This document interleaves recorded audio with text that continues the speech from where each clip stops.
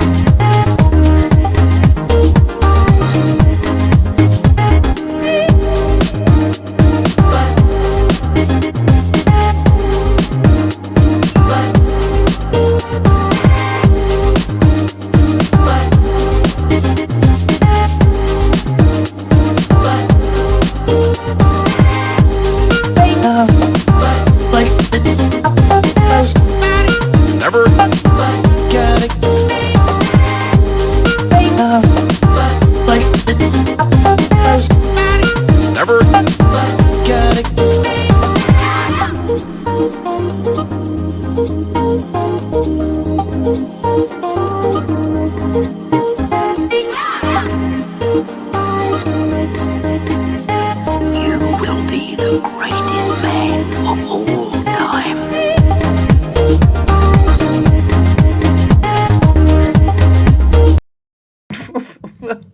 Whoops. Hello, everyone. Welcome to another DaraChat. For a second there, I was like, okay, so when is it going to end? When is the video going to end like that? And then I'm just like, oh, it surprised me. So, anyway, well, yes, again, welcome to another DaraChat. My name is Dara Moves, or Dara for short, because some people say Dara Mouth. And I'm like, were you not in kindergarten at all? Like first grade at all? I don't I don't know what's going on there. Oh, hello there, Robbie.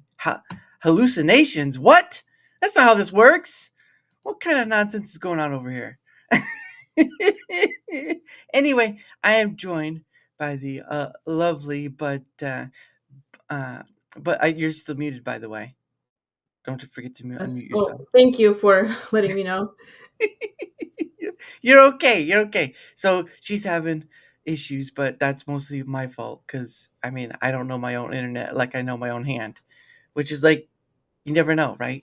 But anyway, I am joined by the lovely Daniela. Or do people call you their full name, or they call you like Danny for short? Danielle is usually what most people go with. But yeah, apologies everyone for the camera lagging.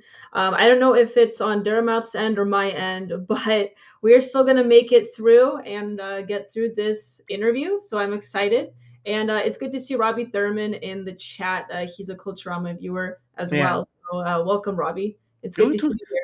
Who told you this was an interview? I'm surprised. A chat, if you will. I I've had to. It's understandable though because I mean that's probably what you've been mostly done anyway. Is gone on shows and people are like, oh, what's your secret to a happy life? And you're like, why are you asking me a silly question like that? You know. Right. Yeah.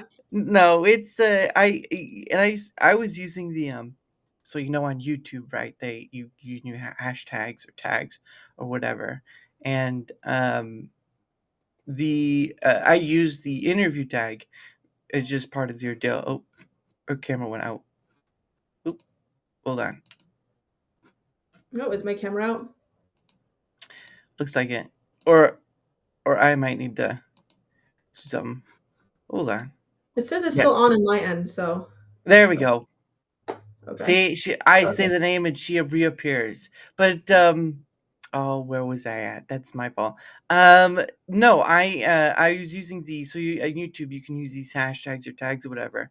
And one of the tags was interview. And like I'm not really an interview thing because a lot of people would mistake it for interview. I'm like I'm not really interviewing people. I'm just having a conversation with people. Yeah. I'll save interviews for people who are like I don't know, broadcasters or something. I don't know. I'm not that kind of person. I'm just here to converse with a lot of different people, especially someone like yourself. So. that's the nice part about it is I get to talk to a whole bunch of people. Uh, and I mean, I've talked to people from across the world, and I didn't even have to sail on a ship or fly a boat, or no, don't fly, not fly a boat, fly a plane, and then go from there. I didn't have to do any of that. The internet allows the ability. Hey, Toasty, how are you? But anyway, I mean, I know you do your own show. It's called Culture Culture Culturama. Culturama. Okay, Yeah. so that's pretty interesting. Why would you call it Culturama? Well, there was many reasons for it, but the primary reason is that I wanted a show that focused on not just talking about politics, although that is like my bread and butter of the show, Mm, but it is also talking about culture because politics is sort of like politics and culture go hand in hand. mm, And the way that we do affect discourse and evolve the discourse is through the way that we interact with culture. So it's mm, very difficult to have a show that is, so focused on politics and policy and ideas and maybe even a little bit of philosophy without having to discuss culture. And I think that's like the bedrock of everything. mm, And so that's why I decided to call it that because it's primarily like the focus of it. Although I like to call it the dialectic, which is what I focus on when I talk about the show. Every time I mm, open it, I talk about the dialectic and capturing the dialectic. And that is directly impacted by and related to the culture that we live in, which is a byproduct of our daily discourse or conversations or the conflicts that we experience. mm. Yeah, I mean, yeah. Again, the thing with politics is I'm just not. I'm not up there for the political thing, so I don't really know. I don't really go too far. I can talk about politics, sure, but it's not my cup of tea because it's so. It's just. It's deep. Well, It can get deep. it's not deep. It becomes a nuisance unto itself, Right. like an almost like an Ouroboros, but not really, um, sort of thing. So, but yeah, it's there we go. Um, Share with my followers. Oh, thank you. I appreciate that. But yeah, I mean, that's great. I mean, you found something you enjoy doing and all about stuff. But Absolutely. yeah, I think, and that's I think that's the one thing too is for people who do content creator stuff, is just finding the thing you enjoy doing and forgoing the rest, right? Like if you make a business out of this thing, like a full time content creator or whatever, I can understand. You have to do the numbers, you have to do all the metric stuff, but if you're going into this thing, doesn't matter what the thing is, um, enjoy it Oh yeah. because a lot of people go into it, they want to get big to some degree or the money or whatever, or um what is it, or they hit something, they're like they're not getting enough viewers or whatnot, or they're not getting tough attention or whatnot, and for me I'm just like, why even do this, right? Hmm. I don't get me wrong, I've fallen into that pit too a few times, like I look at the numbers or whatever, but then I'm realizing like I get to do something I never thought I'd get to do, which is to talk to people like you, of course, and of course people from the UK and Australia and all sorts of people. Alaska, I've talked to people from Alaska, and it's cold up there, real Oh cold yes, up it is. there. But um it's just a very weird thing for me to kind of step back and say, okay, so why do this thing at all if that's going to be the complaint, is you're not getting enough of X or Y. And I can understand why it could be a bit disheartening, right? Like you maybe only get like 0 viewers. Hey Kita, how you doing? You only get like a certain amount of viewers or whatever, and you're just like, well, I don't get anything, it's zero all the time or whatever. I can understand that, but why do you do this thing? Why do you go down this road? Why put yourself through this trial of tribulation if all it's going to be is like, I don't have the numbers, so why even try? I just, I It's don't not get it. about, yeah, it's not about the numbers. It's just, well, I mean, it depends on what your goal is Mm, ultimately. I mean, if you are trying to affect, like I said, political discourse or any mm, sort of discourse online, then mm, numbers does matter to a certain degree, and you do mm, need to be aware of what your reach is. But at the same time, it's like if all you are concerned is with numbers, and obviously you're not going to, first of mm. all, be happy. It's never Yeah. going to be as fulfilling because once you get some more, you want even more after that, right? Mm, So speaking of the Ouroboros, but additionally, it's just people also underestimate the potential that even smaller connections or like how do I put this, Mhm, connections with, or a limited amount of connections, mhm, how far that can go. Because one thing I've learned, especially having my podcast and also previously working on another podcast in the past as well, mhm, it's not so much the amount, but it's more quality over quantity, right? And mhm, so it's the quality of the connections that you have that goes a long way, and the ones that you are cultivating and encouraging actual proper discourse and conversation that gets the ball rolling, right? And mhm, so quantity, it doesn't really mean much unless, of course, you're just doing it to, get paid one way or the other by like donations or whatnot, or for your information or your postings to get like promoted by the algorithm. But mhm. which is nice, of course, but that should follow naturally. That shouldn't be the goal, obviously. Right. Now, when you're talking about quantity, though, are you talking like quantity of streams, videos put out? What I is mean, your like viewership. okay? Quantity Yeah. of viewership. Yeah, I can that I can understand. Like for me, if we were talking on a quantity, I mean, yes, I guess I could say quantity of how many guests I've had on, which has Mhm. been over 130 different people. Mhm. But that's probably the number I focus on more rather than I mean, yeah, sure, the followers and stuff kind of help in getting that outreach because there are other things which the outreach can be used for. But at the end of the day, to say to the credibility whatever credibility I can muster, to be honest with you, it feels like I'm taking a pee out of the bed. Hey, gaming chat, hope you're doing well, good sir. Um, but for me, it's just we could talk about quality of relationships and whatnot, or the connections and whatnot, but you won't know the quality of something until you get to know that thing, right? Let's say if it's a person to person sort of thing, right? You don't know the quality unless you've done the research beforehand. Because I really don't research the people I bring on. That may be to my detriment, but I find that if I am to start out as a blank slate to the people I have on, right, like you or many others, and you build upon that remark of a blank slate, like Legos, right? You know, Legos, there's like green slot, and then you just build on top of that. It's sort of like that. You start as a blank slate and you go up from there, and you kind of build the repertoire between that remark.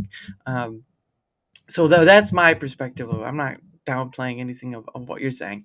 I'm just saying from my perspective of it, quality. Sometimes quality has to be found in doing rather than just whatever or has either you find it before or something like that. I know I'm confusing myself at this point, but it's something like that. But I just know that what I do I didn't see other creators do, and I didn't do it because I wanted to get something huge out of it, but rather that how is it that someone like me can have over 130 guests within maybe um I think it's less than a year now that I've started doing like the whole calendar thing because I do this whole weekday sort of Mhm. thing Yeah. where I've had people on weekdays here and there, um, or almost every day of the week, just weekday part. Um, but that with all these content creators out there who have 10,000, 100,000, they really don't reach out to their followers to have on as guests. And I'm like, that seems weird, right? I mean, I understand to the degree of reliability and trust, right? Because you don't know. Like, you're not going to bring a hobo on off the street into a show. That's Yeah. not going to work.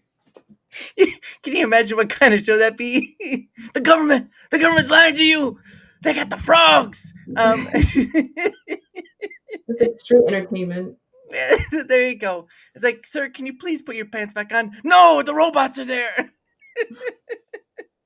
But I mean, it just boggles my mind that you have a lot of people who have a lot of reach, and the majority of the people they bring on are either within a circle they build, niche they go for, or someone who can raise their status, which I'm not totally against because I do. I mean, I can understand the raising of status, right? You have someone who's higher than you bring them on, and that sort of thing raises you up a bit if possible. But for me, there's a lot of It's sort of like so you've probably played the game Monopoly, right? Yes, of course. Okay, so you know about that the free parking spot, right? You know where you get a card and they would tell you to put up money in that pile, or whatever. I think it's either one of the card sections or you land on the spot on the board. I'm not too sure which it was. Um, Yeah, I get the idea. I understand what you're talking about, more or yeah, less. Yeah. Yeah, yeah. Or if you want another example for people to know, like pennies on the ground, right? Like how many times do you think you've walked over a penny and not picked it up or just left it alone, right? Mhm. That's how I see it.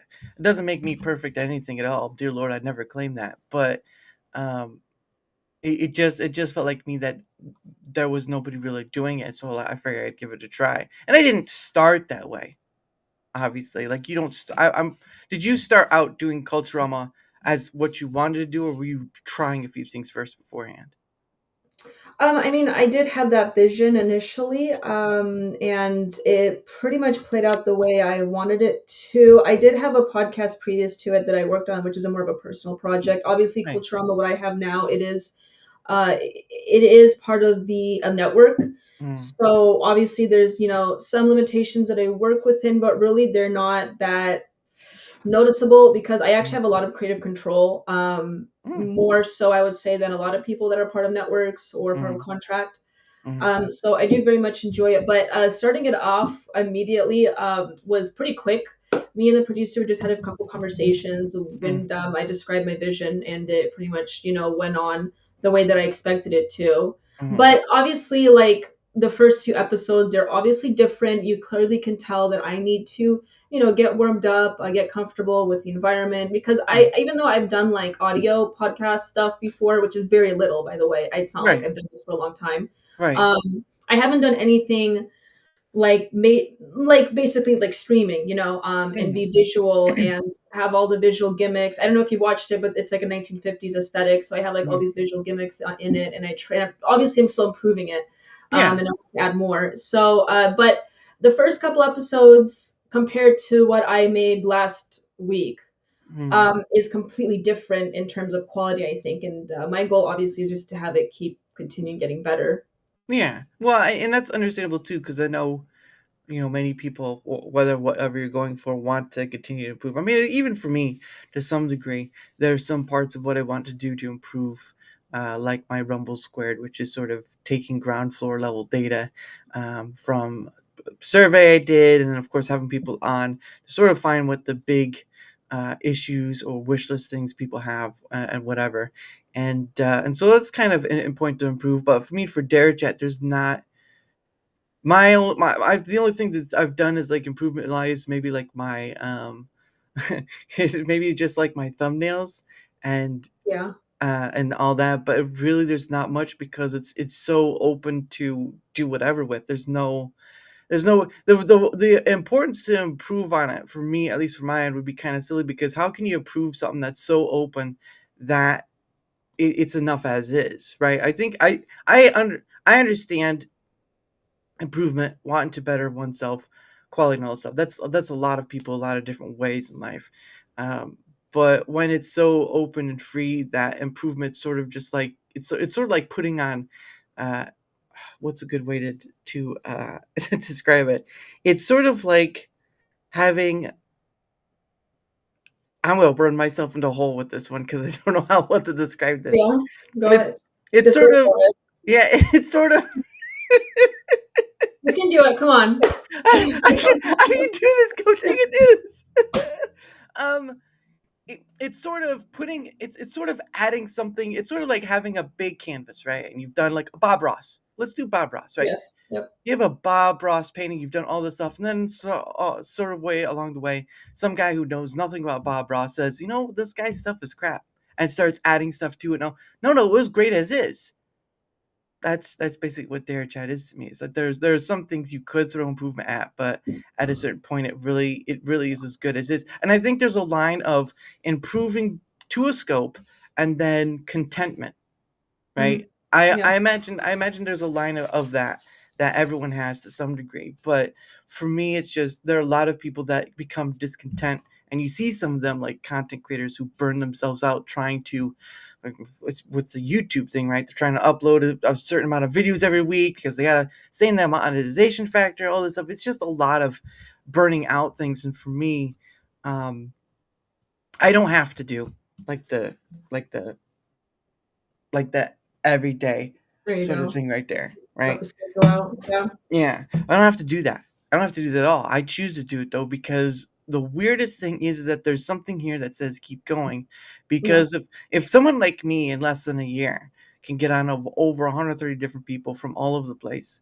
and I'm not seeing it much anywhere else, I'm like, then there's something here it's driving me crazy. It makes me feel like a crazy man. Hey, Jack. It makes me feel like a crazy man, and then people look at me and say, "Oh, whatever, right?" I'm like sitting there philosophizing, like how to be or not to be. The question still yet unanswered. Will always remain unanswered, I guess. But anyway, I didn't come here to talk about myself. But no, No, by no, all means. It's still interesting. yeah, no, there's always something to take away and learn and discuss about and all that stuff. But no, I was I was uh when I had DM'd you about coming on, I was like, "Oh, she said yes." Oh man, who did not think that would work out? Um, because one of it is that Twitter X notifications for messages is not that great. And so, and you do not want to see my DM list. You don't want to see that DM list. It's too long. Um, but yeah, it's just there's just something there to keep me going, and I enjoy it heavily, especially getting to talk to someone like yourself. So, but yeah, I say that's pretty ballsy though that you actually put your name out there and all that Mm. stuff, because usually most people won't do that. Yeah, So, yeah. Well, I think that moving forward, there will be an era where once we do, I suppose, neutralize parts of the internet, mm, or, or make it, I don't know, just make certain speech more appropriate again. Make because like with Elon getting X, Twitter, whatever, mm, when him sort of like occupying it sort of is bringing in this new wave of like a free speech reemergence, and I do foresee some people coming out and using their names. You already saw that with a few big accounts that were anon accounts previously, mm, like Lomas, for instance, or I think his name is Jonathan Keeperman. He was doxxed, but basically his face is out there. He changed his profile picture as his face. And so I do foresee that happening. Although when mm, that does happen, I do want everyone to know that I was one of the first few face chads when it wasn't safe, because I I don't know, like I remember when I was doing it, I was a bit like skeptical about whether or not I should be a face chat and just be public out there. But I always known that like the stuff that I post and the stuff that I want out there is the stuff I want to be known for. mm. So like not only do I have Culturama, I write, I have a Substack, and I do have a few articles submitted to publications. So like Oh, nice. I do want to contribute to the discourse, as myself. Hmm. And I'm just a very transparent person, so it's very difficult for me to like keep it to myself. Although I do understand the necessity of anon accounts. Obviously, I just hope that we can reach a point where, as a country and as a people of a country, where we do actually value free speech enough to allow people to be their true selves. You, um and and mm, and I do understand like the other aspect, saying that there's a level of professionalism that we need, and obviously in certain industries or in certain aspects of society, and I do understand that. But at the same time, I think that we have went way overboard in terms of like the HRification of our society, or the controlling of speech, and that's the most upsetting. right. And that's why me and other people, and even anon accounts, are out there, speaking about things where we think it's important to draw attention to, Hmm. because honestly, the current generation and the coming generation are just completely disgruntled with the controlling of speech that we have endured for so long. Hmm. Right. Well, I would imagine that's with any generation, really. I Yeah, mean, at a certain point, the 50s was outgrown by the 60s, and the 60s outgrown by the 70s, and so on, absolutely. Yeah. so forth, and so on. It's not going to be a disappearing anytime soon, because that's just a cyclic nature of humanity. Maybe not to an extent of what some other people would say, but it certainly has its ebbs and flows. I think that's the Mhm. best Yes. best way to describe it. Um, but yeah, I just yeah, and I there are a lot of people. There's a lot of things to talk about, a lot of different stuff, and you create the content you want. Don't listen to someone like me who looks like he's about one trip away from having a knapsack on a stick. Um, but but I just look at things as like I know a lot of, so we're going to say like a big one like the culture war stuff, right? Yeah, I look at that as something that's always been a thing, but just not the same in essence. right. So there's a so in that in trying to explain that, right? So let me ask you this: is the culture war of today the same as a culture war of said what ancient Egypt was? Oh, that's a really good question. No, I wouldn't say it is, but I will say this is that there seems to be an undercurrent of um uh like there's obviously the forces of like push and pull, right? And this is what can Absolutely. ultimately be described as like the conservative or the Mm, progressive. mm, And this push and pull is encapsulated as such today in our society through politics. But mm, there are understanding of politics and the culture wars, so to speak, which is largely commodified now, mm, obviously with the mm, the culture war TM. But it's encapsulated in a very superficial way, but I do believe that there are very ancient undercurrents that we have experienced as a human species up until mm. now. And Right. like I said, that is a push and pull dialectic. That is the progressive nature and the conservative nature. And I Mm, truthfully believe, even though I'm clearly a conservative in a mm. lot of ways, Yeah. but I truly believe that both are necessary and neither are bad nor good. And this is like a necessary component of just having the human experience is to Mm, experience both and mm, to have those conversations. And this is why without a persistent conflict, and it is unfortunate because this is a human condition, mm, and it is uncomfortable, but without persistent conflict there really is no growth and we're stuck in stagnation. And that's why I am so passionate about being part of the political process, mm, but more so having the necessary conversations, talking about philosophy, talking about culture, talking about sociology, not just, red versus blue. mm, And because I think all of those go hand in hand together, and it's necessary to look at it in all aspects. And that's what I'm trying to do with Culturama, is mm, to look at it from all angles of the conversation, not just, your traditional Charlie Kirk TPUSA, for instance, mm, culture war talking points. mm. Even though that is a necessary component of the culture wars we have today, Right. but it's just like encapsulating it all together. And like clearly, I am conservative, so like I understand why some would say that I'm a bit of a hypocrite in this sense, because naturally I am conservative, but this is just who I am as a person, and these are the Right. circles that I've found myself in. And Mm, honestly, right now, in terms of where our society is headed, I just think it's easier to say that we need more of a conservative approach to some of the things that we're experiencing. But there are some moments in history, perhaps, where we did need to have more of that progressive nature come out. But mm, like I said, neither is good nor bad. So so back in ancient Egypt, whatever issues that they were facing with or struggling, like there was that one pharaoh at 10, I believe his name was, who wanted to, because it was a pantheon of gods, but he tried to mm, conglomerate all the gods into one, mm, and he tried to make it into a monotheistic religion. And mm, so that was like a really big deal in their society, right? And that could be very progressive at that time. mm, And it draws a lot of connections to actually Constantine and the setting up of Constantinople. But mm, anyway, when he looked into the sun and he realized it was God. But I digress. The point being is that yes, I think in all elements and all aspects of any society, you did have this experience of pushing the envelope, pushing societal boundaries, whether that it goes forward to like you know conglomerating an entire pantheon into one god mm, versus whatever we're experiencing socially now. And mm. that could be good or bad. Have you ever been on Jeopardy before? No, I have not. I gotta say you'd work very well at that. If you don't win any money on that, I'd be surprised because you Really? are, well, you're very knowledgeable. So take that with what it is. But I do yeah, my best. I do. yeah. I do have my moments. Believe me, I do have my moments. I can be pretty empty-headed sometimes, Are but you you are blonde though? So I mean, can you say you had a exactly, blonde? exactly. That's You're the like, whole. That's the whole shtick of Culturama is the blonde hair. right. You just point and say, "Look, at the end of the day, I know I'm a blonde, but at least it's still blonde." Exactly. I will literally mispronounce words on live on my stream all the time, by the way. The thing is, like I read a lot, but I don't talk a lot.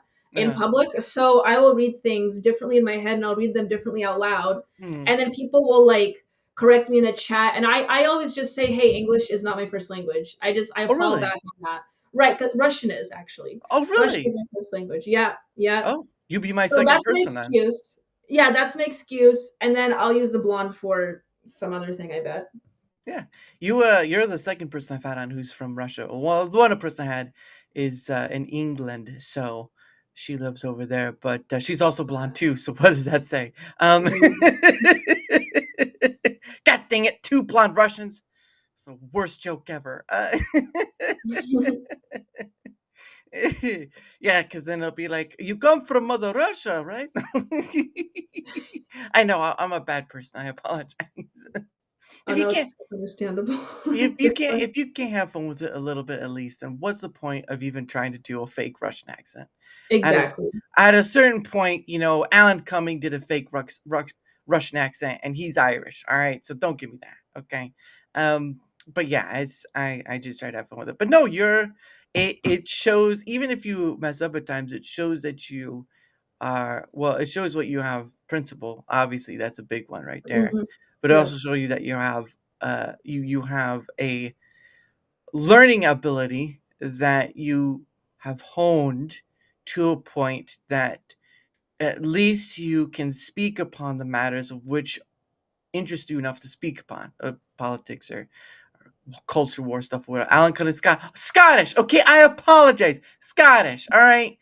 Oh goodness sake.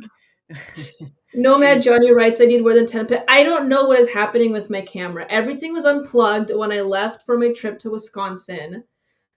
It was completely unplugged, and now I'm trying to plug it back in before the show. And I don't know if it's on my end or if it's on Daramouth's end.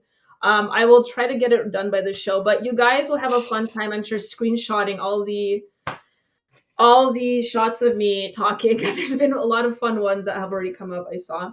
Yes, I'm filming it on a potato. KW Condor. You know what? Just call me Dara because if you keep calling me Dara Mouth, I think we'll have issues. Okay, Dara, perfect. Good to know. I'll just We call have you. issues. I'll just call you Pen Stack if A sack full of pens. a stack full. Exactly. Yep. See, there's that wit. There's that wit. My goodness. If they don't point to a smart blonde like you, then what are they talking about? What are they talking about? It's actually funny. Yeah, it's actually funny because the audio is crystal clear, but it probably could be on my end. I don't know. I don't know technology. I'm just here to use it. I'm here to use it to look at things and comment on things and haha things and all the things that make me well, something. I don't know. I would consider myself somewhat successful, but I still have a long way to go. Because one of the issues I have, at least with all this stuff I do, is scheduling people. Lord, oh, if only that could be made a little more easier, I'd have a better life. But that's where the challenge is uh, is scheduling people because sometimes again, majority of my communication is through Twitter X. I have communicated through email before and Discord, but I try to keep it all in one area. And and the thing of it is that it's always going to be one of those things where you're not too sure and you try to describe, okay, like this is what my show is and all that stuff. I've found it that when people like earlier when I tried to describe my show to people, it's like, oh, so it's an interview, right? It's like, no, this is not an interview. It's a It's just a conversation. it's just a conversational It's show. a That's all it is. dialectic taking place. It sort of reminds me of De La Soul's "A Three's a Magic Number." This is a dialectic drug, but There you that's go.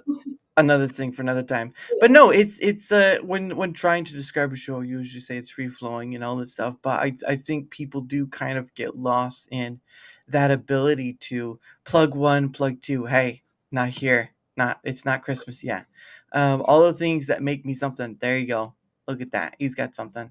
Um, but yeah, I think when I try to describe it to people, right? I mean, yours is easy. Yours politics and all the stuff in between. I try to describe it to people, and they're like, "Okay, so what is it again? Can I get a refurb on that?" Because again, people will be like, I'm just a little confused on it. So You weren't. I mean, you're pretty smart, but some people, I tend to ask questions, right? Yeah.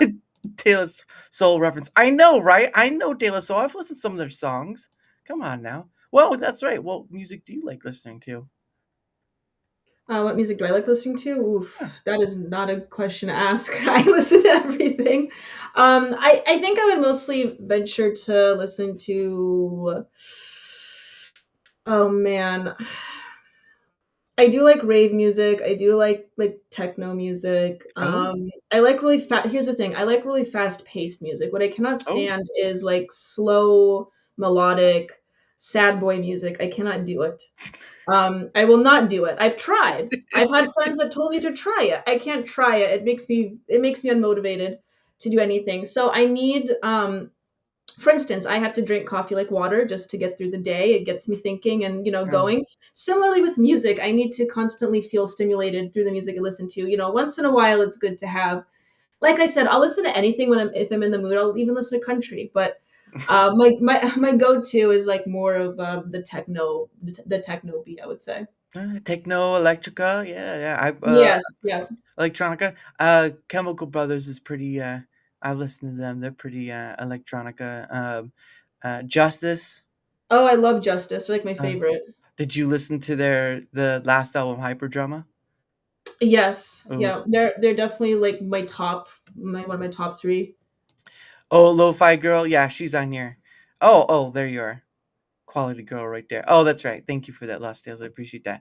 And I guess Gaming Chad wants us to answer this. He wants us to summarize in 5 bullet points what you did at your job last week. So I guess you're gonna have to summarize what you did. my 5 are this. No, no, no, no, no, no, and screw you. That's my 5 right there. Same. That's my 5 bullet points. You can take it. Um, no, it's that whole Doge thing I saw. But hey, whoa, hey, you knock it off there, young man, or I'll send you back to the cotton fields where you belong if you keep it up. Racism founded. So it's Yeah, that kind of stream, huh? it's only that kind of stream when you're not looking. Yeah. Um, but no, hey, thank you. Good move having the call the queen of culture. Okay, hold on there. You can't call her the queen if you haven't met every woman. If you haven't met every woman, you can't call her a queen. That's just how it Thank you, works. Nomad Johnny, for the donation. Yes, and Nomad Johnny, thank you for donation. Well, here's what I do. So when people, because I'm not monetizing YouTube, right? So not not even close to that point. But do I have been? But anyway, when someone donates a Rumble rant to me, let's see, no. What is that? Oh, two ends. It's with two ends. Sometimes it's not with two ends. Weird. There you go.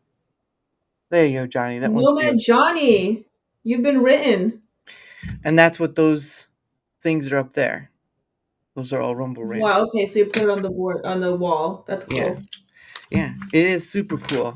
Like, it's so awesome. How could you make their chat more efficient? By not listening to people who would make it inefficient. That's a good one. I don't use this account anymore, by the way. I figured it's a bad idea, so it'll be kind of personal. Okay, well, I hope you're doing well at least. I know it's been a while. So YTD year to date. All right, if you say so, but I'm honored. Well, you're welcome. Well, that's what I do with everyone who gives a Rumble rant. So you are welcome, kind sir. Um, but yeah, I listen to electronica. The wall is actually his victims every Rumble. No. That's wrong. Those are lies. That's misinformation, disinformation. I veto that. Um, I'm thinking if it's like a Death Note situation. oh, it'd be written in the book, and you'd be feeling it. Okay, So gotcha. not Nomad this is Johnny that doesn't is have time. no. There was So what happened was is that someone had made a comment that my wall was kind of bland out there. Year to date, yet to be determined. Oh, okay, he decided to give another two. Oh gosh, you're gonna make me write another one. God dang it! All right, hold on. Nomad Johnny on the board twice. Oh gosh, The wall note. Back on the wall you go. yeah. Nomad's gonna get my hand tired out here pretty soon, though. I was gonna do it. There you go. You got green. You got green with envy. Um, wall note. It's a post-it note. Come on, get it right. Post-it note. Oh my goodness. I sometimes you people in chat, I think you need a teaching lesson because some y'all have trouble. All right. But yeah, so I know you're only on Rumble, so I only knew that. But do you just stream to just Rumble, or are you elsewhere? No, I Elsewhere. don't just stream to Rumble. Rumble's a primary place where I stream from because that's where I interact with my viewers, like Nomad Johnny, for instance. Mm-hmm. Welcome, Nomad Johnny. But I also stream to X, which I get the most of my viewership actually in terms of numbers. Mm-hmm. And I stream on YouTube and technically Twitch. I don't get a lot of viewers on Twitch, Mm-hmm. but basically on all major streaming platforms. Mm-hmm. But Rumble is the one where I interact with the most and where donations come through, obviously, and I read the chat. Yeah, yeah, because you're instantly monetized. My thing is like I get, and this is for anyone who goes on just Twitch, just YouTube, or just Rumble. My thing about just being on one platform is that's a detriment to a creator.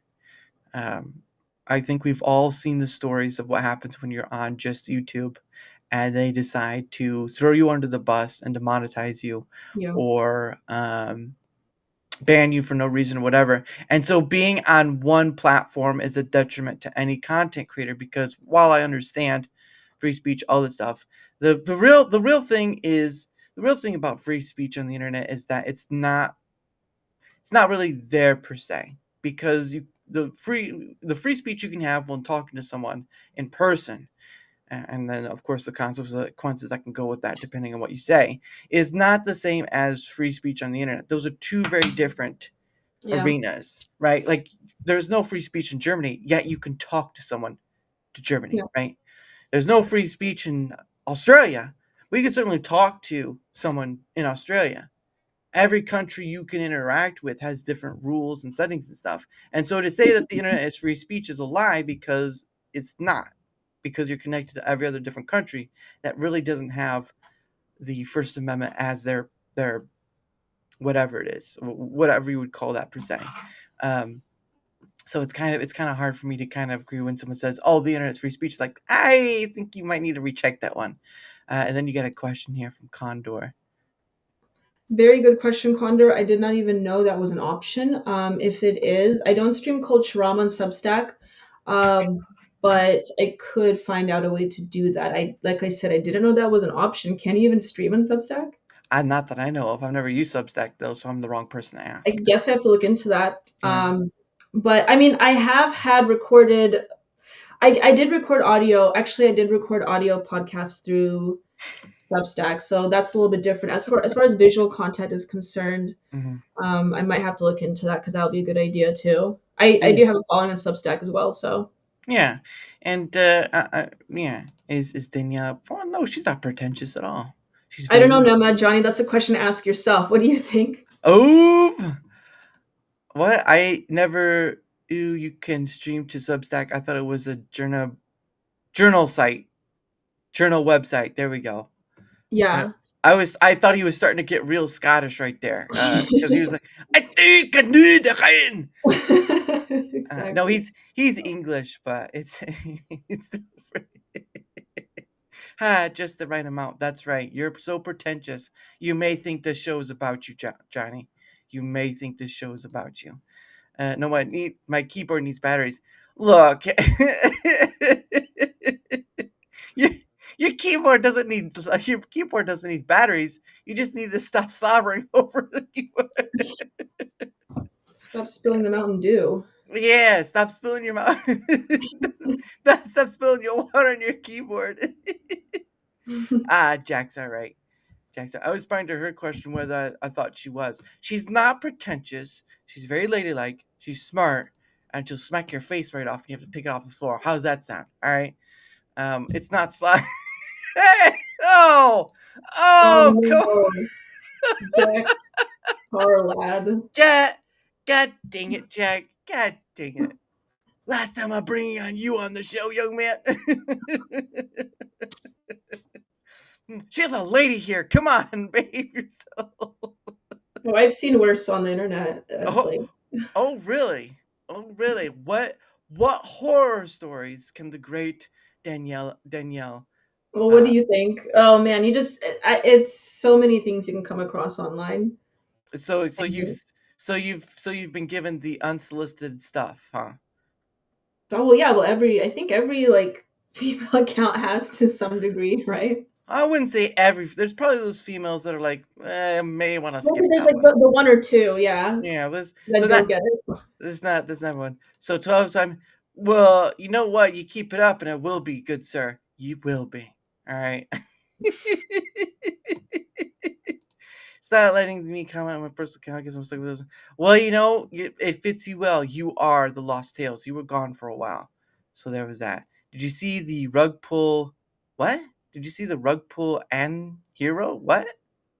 I I don't don't know know what that what means. they mean by "and hero." And hero. I'm not a hero, but thank you anyway. I try not to toot my own horn, but I see what you're trying to do.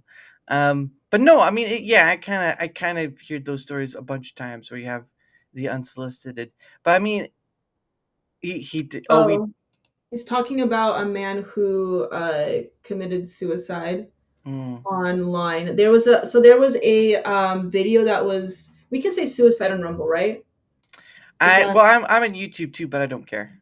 okay?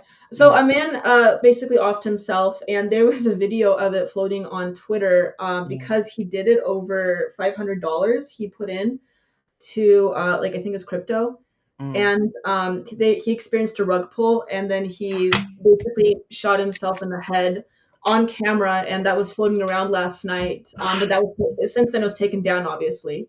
Right. But it's just ridiculous, and people were commenting and saying like, how can it was over $500? You know Mm, what I mean? Like that's a single paycheck for a lot of people. So it was just really questionable. Obviously, he was looking for other excuses to do that, but yeah. I don't know what you can do to look it up. It's pretty much scrubbed at this point, but it was like surfacing last night. Yeah.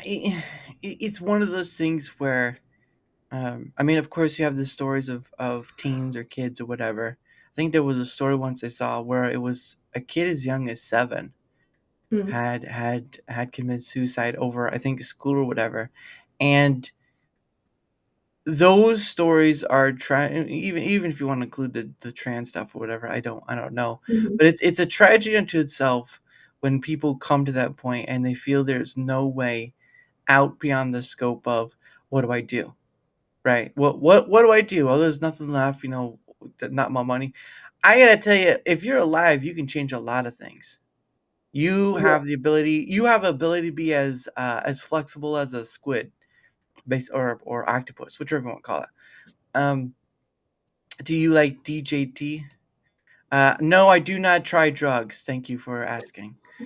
Um, but the point of the matter is that stuff. I mean, yeah, I know there's something like you can't say the word suicide, or otherwise it'd be triggering or something like that. But I think there has to be. Uh, yeah, I doubt he'd ever would. He's too busy.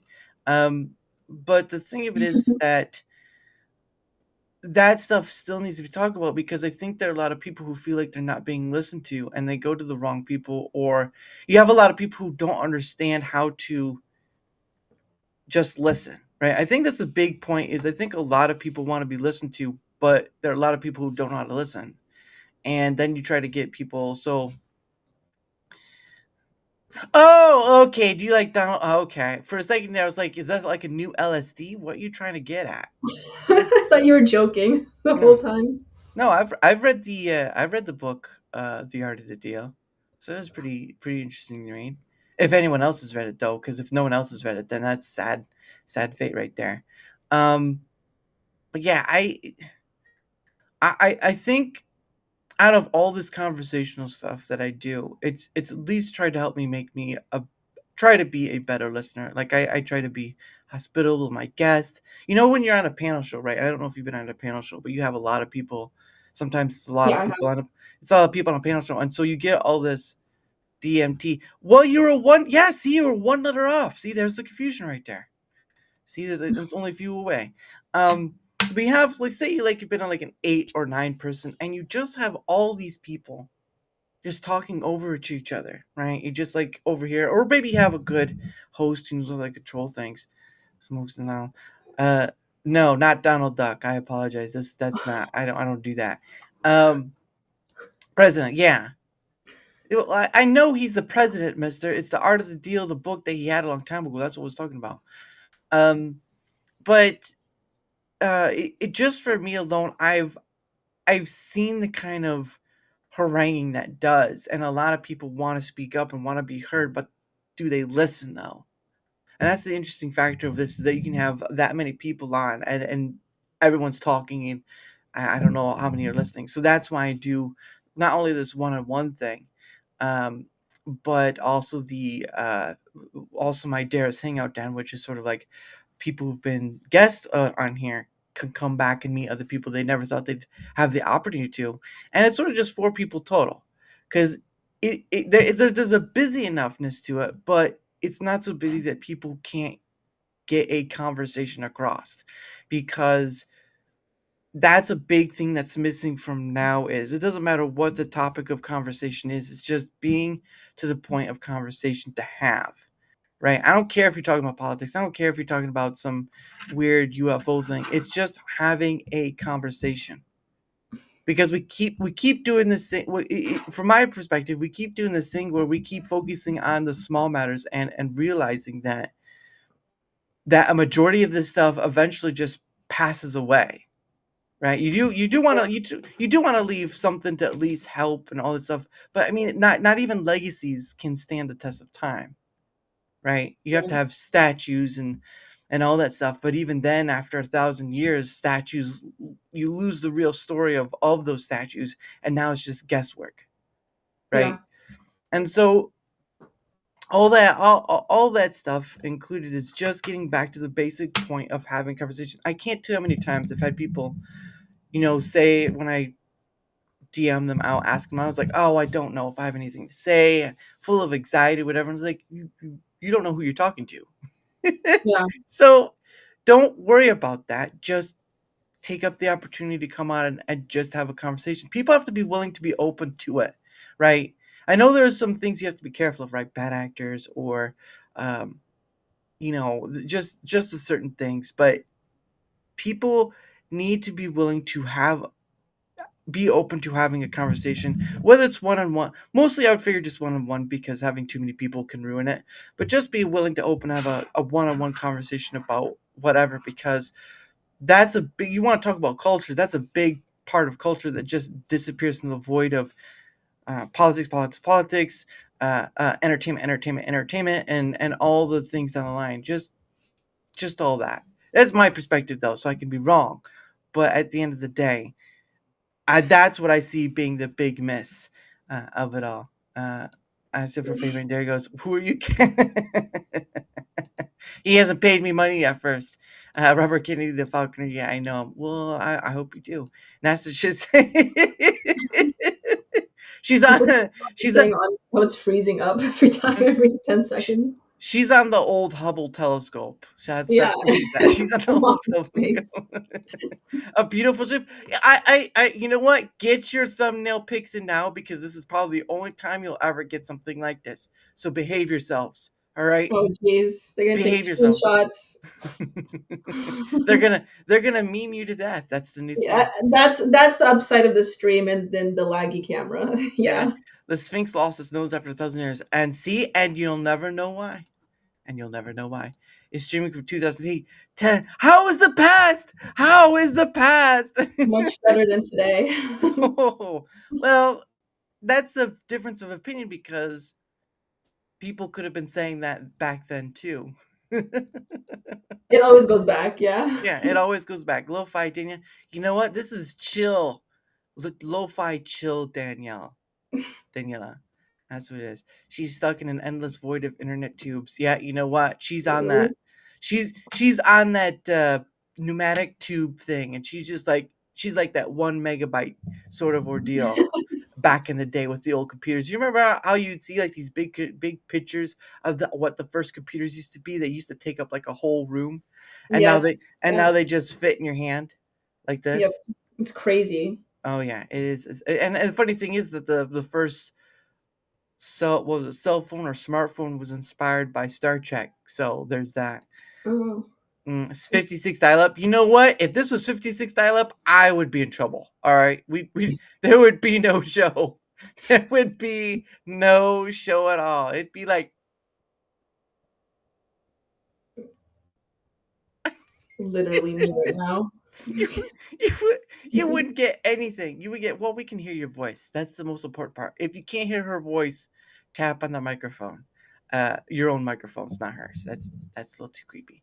Um, but yeah, I think at the very basic core of it, if you want to talk about culture, if you want to talk about all this stuff, you need to get back to just being able to have a conversation and seeing where it goes. Because right now, a lot of people either are too afraid, don't know how to, or whatnot. And again, for me, I take a lot of um, I try to take as much of the burden possible because I want the other person who I have on not to be burdened by um, trying to impress or whatever, or trying to be perfect. You don't need to be perfect. You're on a show where it's not, look, it's not perfect at all. This is almost like redneck hour right here. Like, we're all right here. My cousin Susie's camera's a little slow, like her son Tommy, but we don't talk about that, all right? But Literally. her video where her voice is 4K. That's right. All you need is a voice. All It's you the need is a voice. trade-off, yeah. Hey, Adam, how are you doing, good sir? Um, but yeah, I try to, because again, I try to tell people who have that sort of thing, like, I don't know what to say, and I say, you know what? Do you know what the color of the sky is? Blue. If you can answer that question, you're good. That's all you need. That's all you need to know. Everything else is upon me to carry upon, and you'd be surprised of how long it can go when you realize you're not even noticing you're in the train anymore. You're just there. You're in the scenic route. You ever what is it? You ever gone on an Amtrak? Because Yeah. I imagine you're in the US, right? Yes. Okay, I won't ask anymore. So you've been on Amtrak, and you've probably been in their observation car, right? Like, it has all those windows and stuff. Yeah. You see how it's sort of like that. You're sort of like, where's the train, conductor? Where's the train going? Do you have your ticket?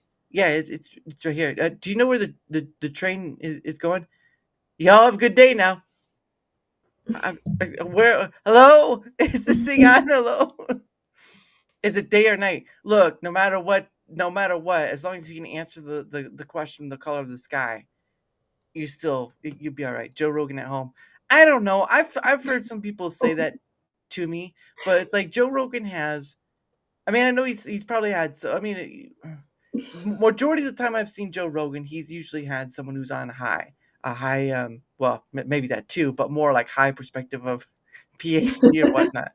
The point of the matter is, though, is that I'm trying to reach across to as many people who's willing to take up the opportunity, because I don't see it as just a one-way opportunity. I see it as a two-way opportunity, right? Like, I have as much opportunity on this thing as you do, and I think when people realize of how much opportunity lies around them, they begin to realize how much of the doors are there to be open for them, right? Like, I mean, the ability to connect with so many people with the technology we have is insane, right? The ability to be connected to the biggest library of academia in the world is insane, and we rely on uh, uh, uh, colleges to give us information when really, what was it? It used to be like Britannia encyclopedias and all this stuff. But Yeah. college itself has become a less meaning um, faction, because what is the point when you now are connected to the whole world to ask the questions? Exactly. The globalization of communication certainly changed a lot, but in an ironic manner, it made us less capable of gathering information. So that's sort of like the paradoxical effect. Well, I mean, that's with any tool. Well, thank you, Johnny. I appreciate that. It's with any tool. Get a sleeper car so you don't have to listen to the guy playing his guitar. And, hey, you know what? If he can put me to sleep, he's won $5. All right, I'm just saying. But those sleeping cars, the room cars that you get for yourself, those are expensive as hell. You get some bonus stuff with it, but it's like the one time I saw it was like $300 for a room. I'm just like, I'd like to, but I want to go across the whole country on that regard. But yeah, how having all the information at fingertips. Yes, but it's same thing with the amount of, like you were saying earlier about the sort of the dichotomy of it. Any tool humans have created have a dichotomy to them, but not because it's of the tool; it's of us, right? Oh yeah, absolutely. It's how we interact with the technology that we have. Yeah. Even like AI in particular. I don't Mm, know if you followed along with this, but like the common talking piece. This is through my personal experience as well, but they say mm, like the AI language models and like chatting with an AI bot, they mm, usually just replicate your own conversation style. mm, So if anything, it's just a matter of a projection of ourselves into the technology that we're using.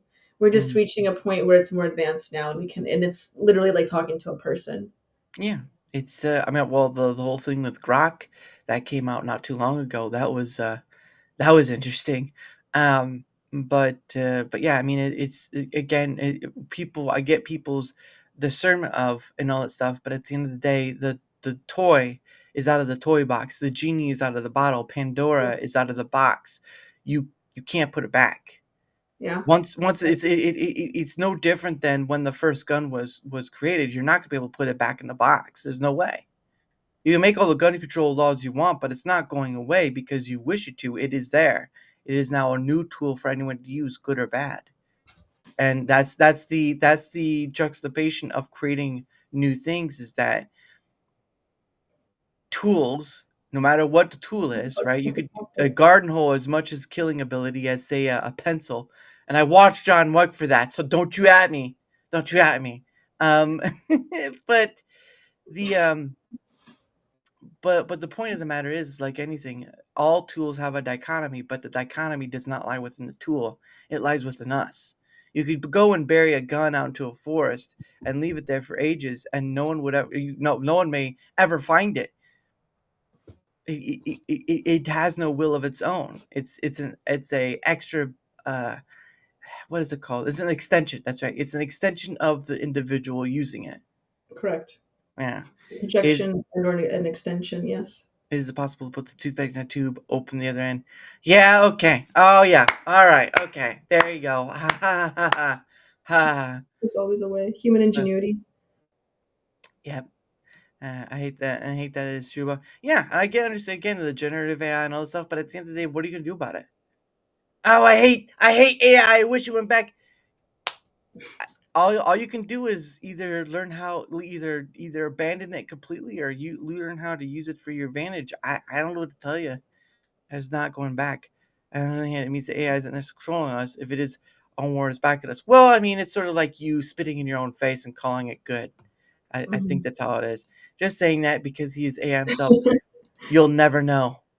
You'll never know. But anyway, it is the top of the hour. And of course, as always, I do this thing called Power Hour Time, where it is we promote ourselves and all that stuff. We say they do it at the top of the hour because a lot of people they do it at the beginning or they do it at the end or they kind of do sporadic throw. I do it at the top there, sort of like a timekeeper, right?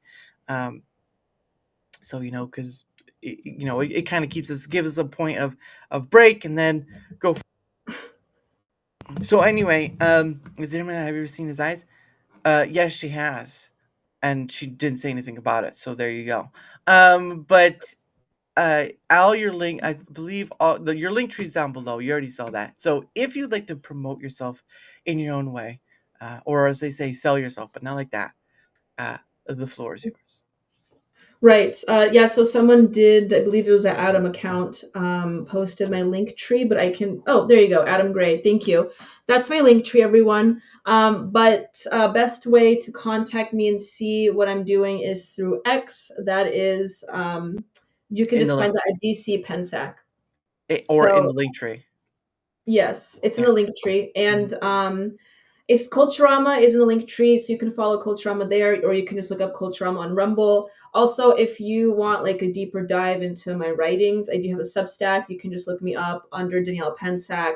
I write under the Dialectic Project, which is the name of my newsletter, and that should also be in the link tree. So I'm going to be starting up that podcast as well, just for fun. I will not be posting as often under that one, but that's another like just vocal Mhm. or audio based podcast, whereas Culturama is more visual, it's streaming. Yeah. So Yeah, so you can follow me there. But the place that I post the most is on X. So if you want like updates what I'm doing, just go to X. Yeah, and she won't spit at you like she would other people. But I anyway, do not spit. Correct. I have not been known to spit. I'm trying to sell an image here right now. No, we don't need images of these. she's Russian and she spits. How do you like them apples? Oh, someone's saying that my Linktree is an older account. Let me see if that's true. Hold on. Your current account is actually not an Linktree; it's an older account. There you go. Yeah, always check your links in your Linktree. Always check The link that's provided on there is working on Lost Tales. Yeah, here's a link tree. Okay, that's the one. The one that Lost Tales provided is the accurate link. Mm-hmm. Yep. This one. Just at Daniella. Thank you so much. But yeah, no, that's pretty funny. And of course, thank you for that, Daniela. A very astute, very smart, all the things, stupendous. I'll stop there. I don't have my thesaurus with me. Stupendous is good. Stupendous, amazing, out of this world, rad, jive,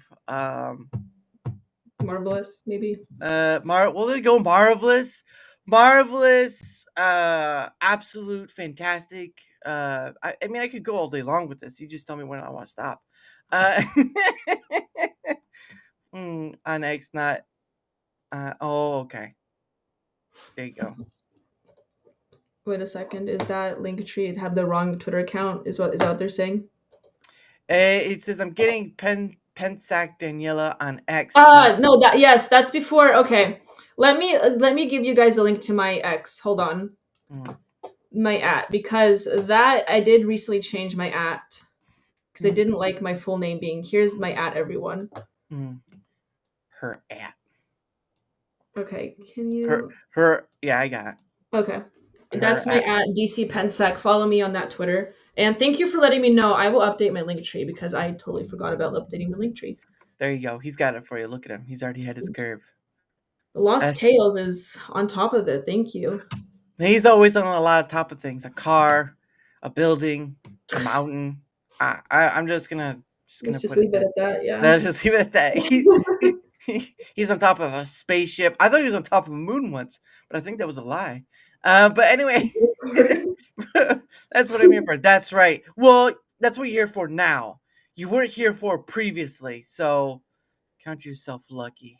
Count yourself lucky. But anyway, from my end of things, and thank you again, Daniela.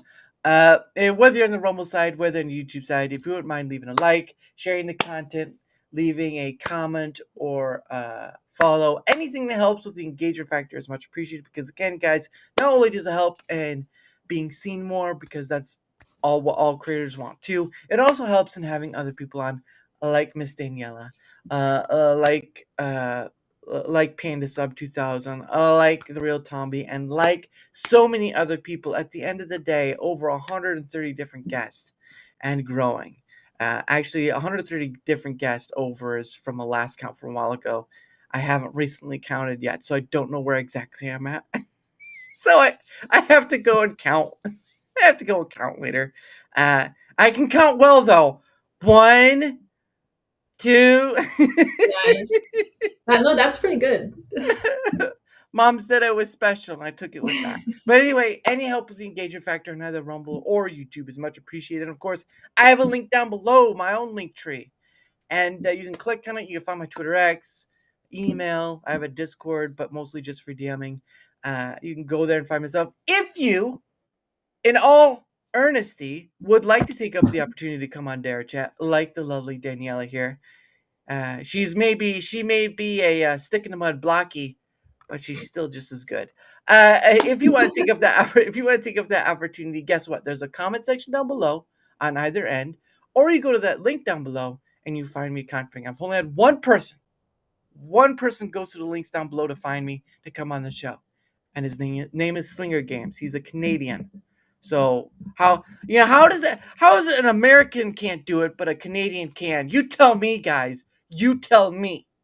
Canadians whooping your butt and all that stuff. But anyway, either a comment down in the comment section or link down below. Anything that helps with that. Again, engagement and link down below. I appreciate you all for being here, really all awesome. I know you're mostly here, you just see her pretty face, but Daniela's here too, so there's that.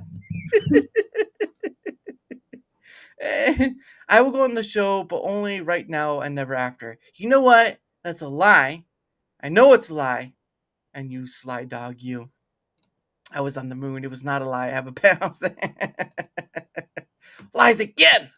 This has been entertaining. Well, I try to do. I do try to do that. I will not dress up like a monkey and dance with a cymbal, but we'll get close enough. Alert. Oh, yeah, yeah. Well, no, okay. Well, first is a while back.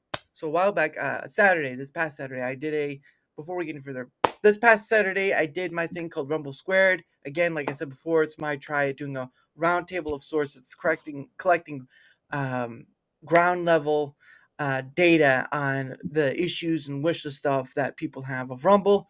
Of course, Rumble's not perfect. It's still in its early things. In fact, they've just done their creator program sort of thing. But the point of the matter is, it's me trying to collect ground floor data of having different people on. My goal is to at least try to get 7 people total on, but I've had issues where someone falls sick or can't come on or whatever. So it is what it is. But the next one is March 29th. And of course, I did put out a survey during the week of that episode's in. And so the next one will have that, where I'll have a survey out during that week for that. So if you want to see the outcome of the results of that, in my profile there's a pin post. You can see of what came out of that. I do send a version using the raw data to the Rumble crew to try and help them pinpoint the areas that people talk about. But again, 78 people came and gave their stuff for the survey. So thank you all for that. And of course, I had 6 people on, so that's 84 total. 6 people on for the Rumble Squared. I apologize. So that's 84 people total. So again, it's a good amount, but there can be more, because 84 compared to millions would be seen as nothing, but still it's something. And I appreciate you all. So again, the survey for that will come out the week of the episode is on. So do look out for that. And if you'd like to come on yourself for that, there are still 4 to 5 spots left. So do not hesitate. You know where to find me. Okay? I'll be watching you. Not you, them out there. They know. I'm surprised nobody was executed. Hey, whoa. I saved that for the peasants. All right, Lost Tales. I saved that for the peasants. And you're getting close. This made me feel like I'm high. Well, stop taking ganja, okay? Stop doing the ganja, all right? And thank you, Neuro. I appreciate that. We'll do better next time. Yeah, always can do better next time. Always can improve. Have you ever watched Monty Python? Like a little bit in the past, but not recently, no. Oh, God, it's kind I'm of an like, uncultured swine. I apologize. no, you're not. You're uncultured, but not a swine. Those are ugly. Thank you. I appreciate that.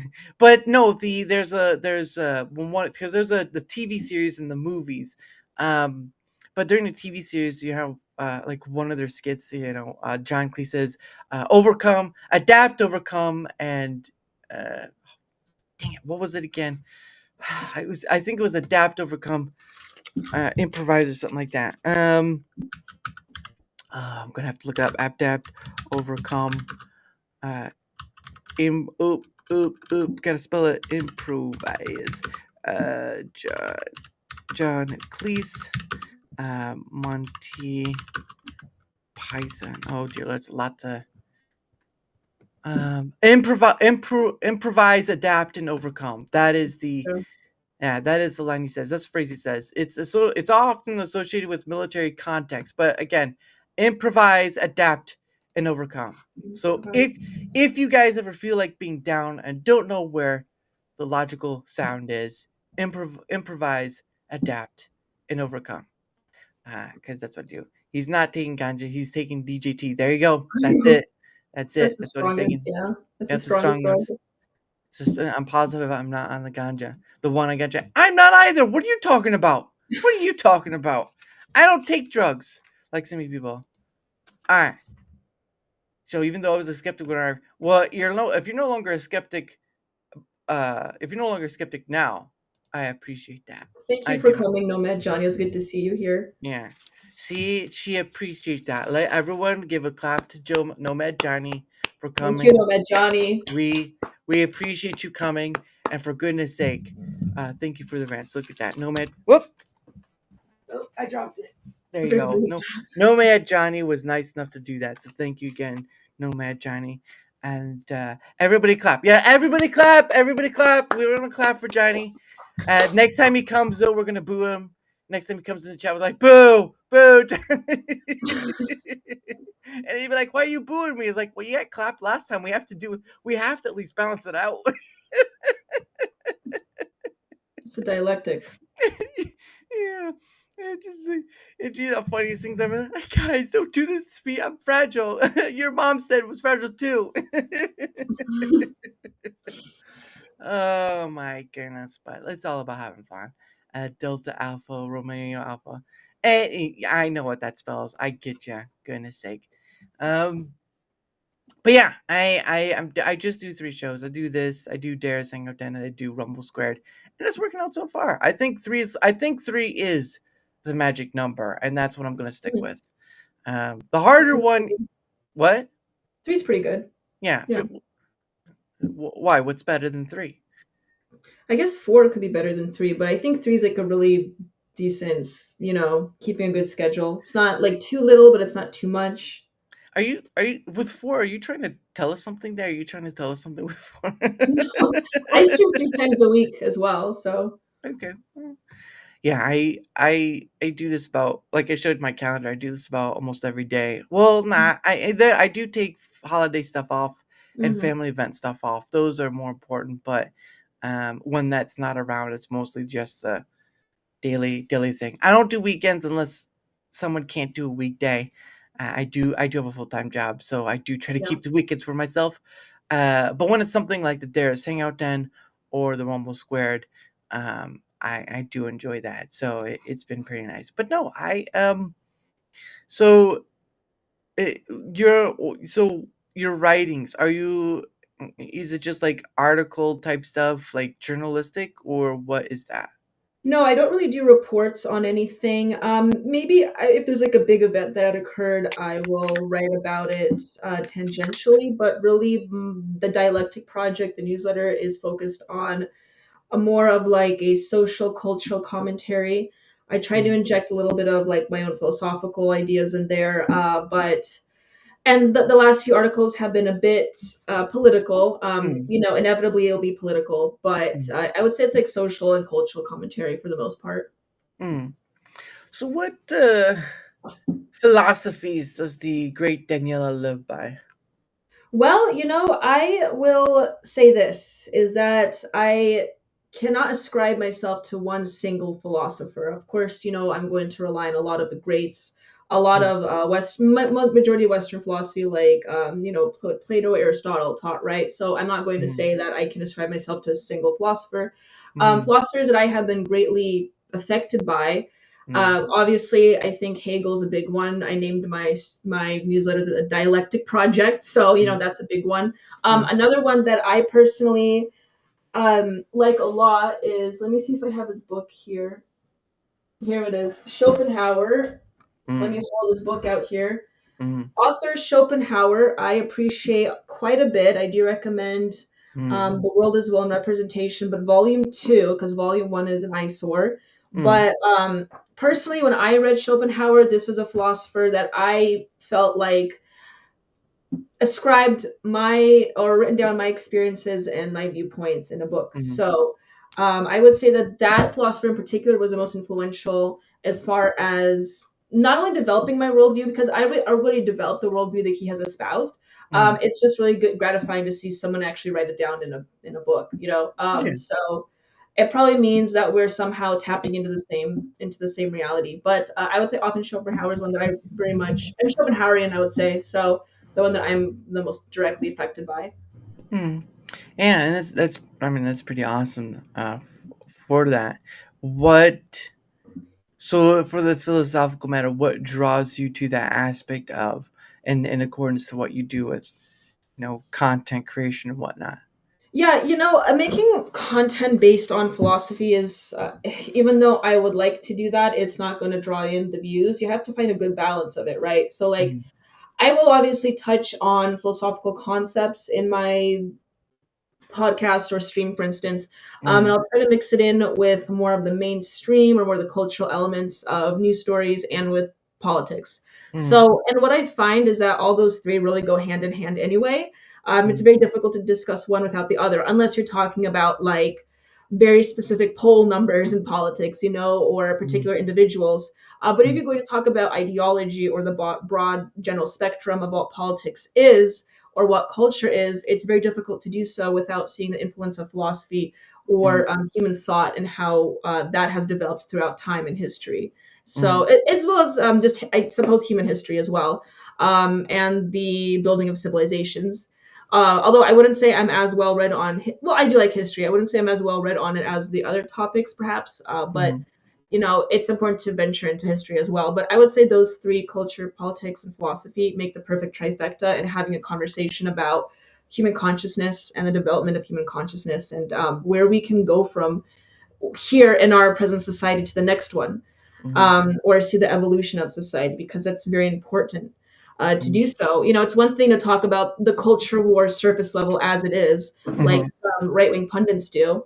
And, mm, sometimes I will be victim of that as well. You have to say the talking points and the slop that people like to, like, get them to interact with you.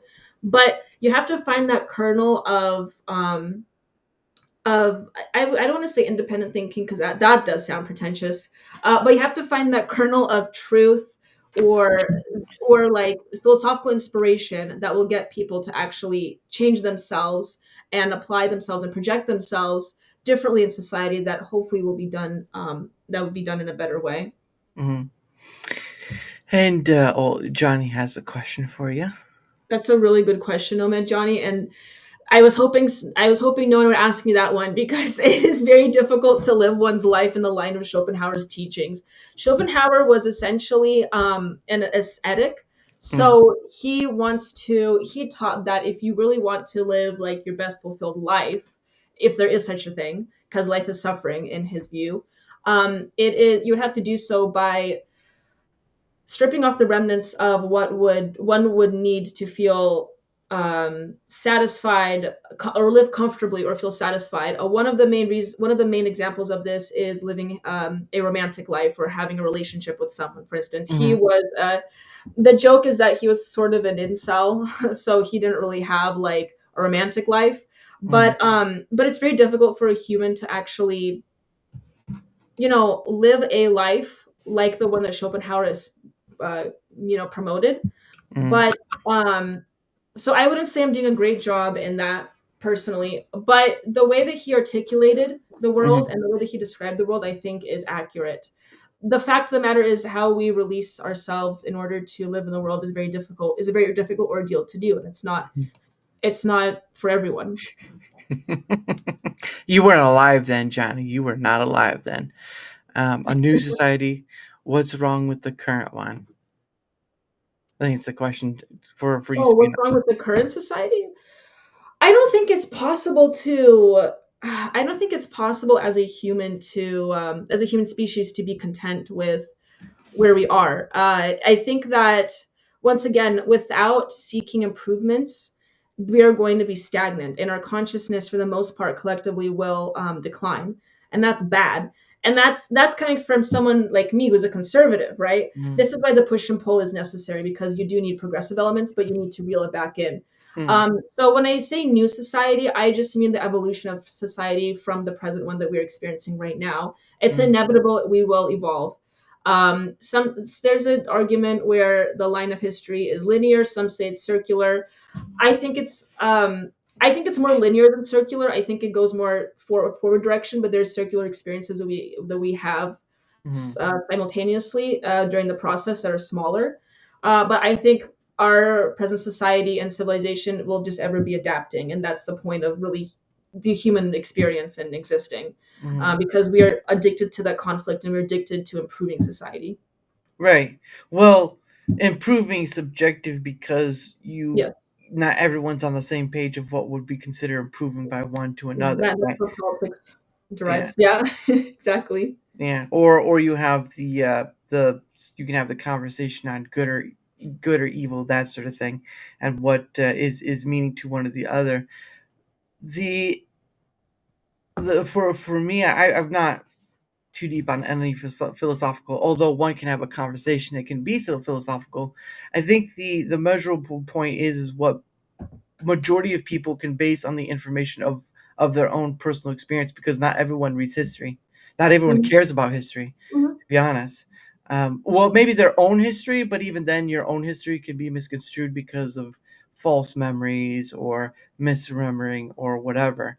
The point of the matter is, though, is that if we were talking about human history as a whole, we may become interested in a little bit, at least from my perspective, what I've seen prospectively. But at a certain point, we get caught up in what is in the now of things, right? Like, how many people have you seen, Mhm. walking around with a phone in hand, and they're about to walk in a manhole, and like, I think you may want to watch out for that, um, or Yeah, they're not paying attention to where they're walking or whatever, and they're more attention to what the thing is in front of them is.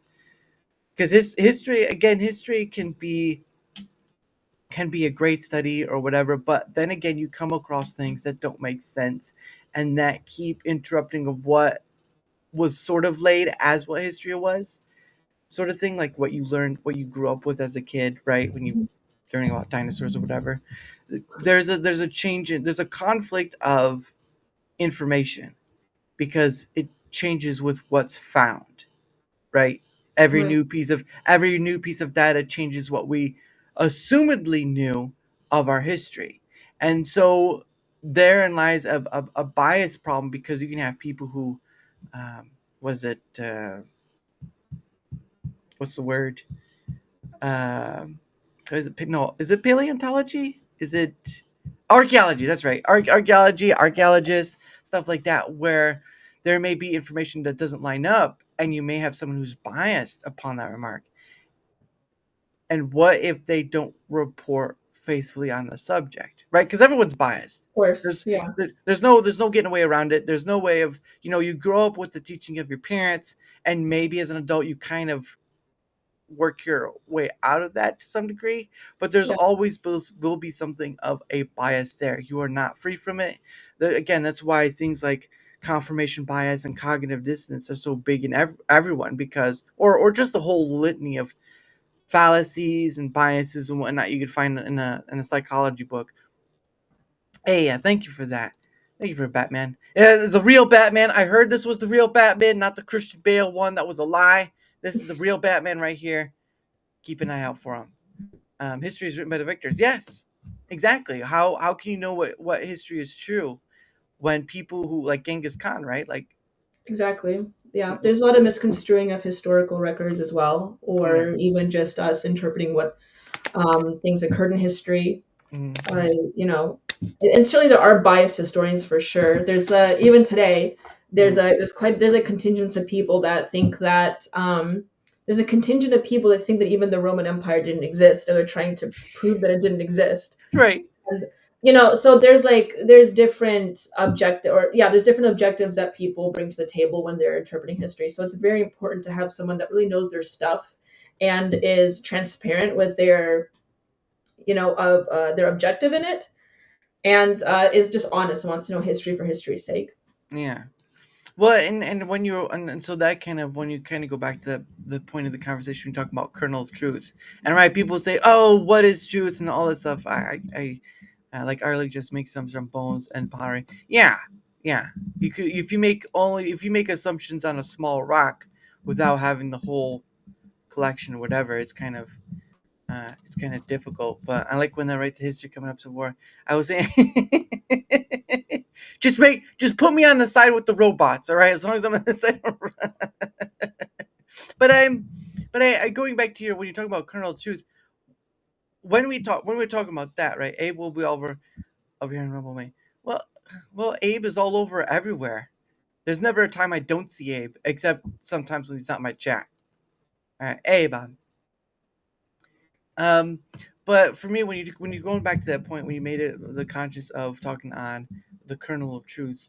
Mhm. When now you bring up that information of, okay, so now we have history written by victors, now our bias of it, what then does the kernel of truth become, right? Because then if you have something of reliance of what you put that history point on, right? Or when you're having a discussion of a point of history, right? What could be the history of politics, like, Roman stuff, whatever, popcorn of lies. I don't want to talk about that. Popcorn lies. But what then becomes the kernel of truth that you talk about, right? So we can say, in a way, well, yeah, our history is subjective because, as was stated, that history can be written by victors. Okay, then you have that point. Then you have the point of when you have archaeology or whatever, and they dig up history and they're a bit biased, and it doesn't line up with their their history they grew up with. Then you Mhm. have that point of contingency right there. So it almost it would almost be like, you can't, there has to be a point of history you can't lie too much about, like the pyramids of Giza. You can't say they're the pyramids of Hubani or something like that because they're in Giza, Yeah. right? When it's too big to move or too big to lie about, then it's kind of hard off put. But even then, the intricacies that are woven into that sort of thing can be lied about or gone, and we don't know.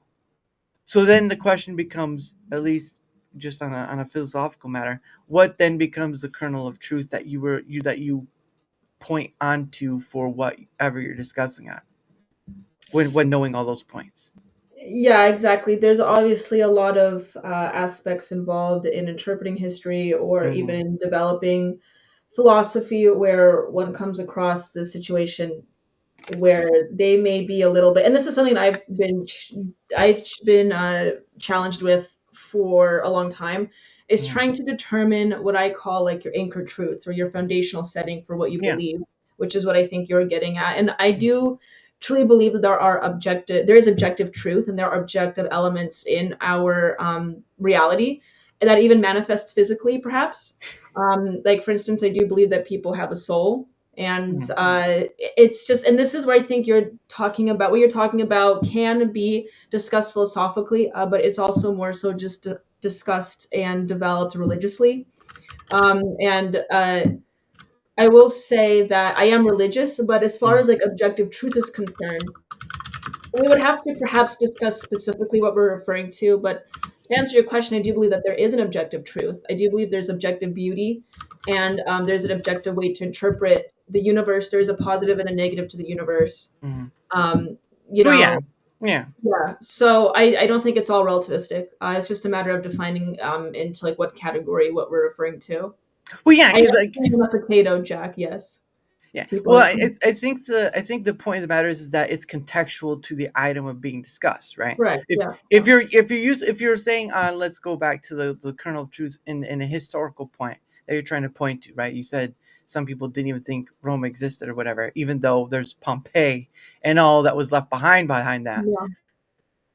Again, a lot of people have grown up with learning history, but then don't. It's like sort of like growing up and learning uh, calculus or trigonometry or whatever, and the rest of the life does not concern that at all, right?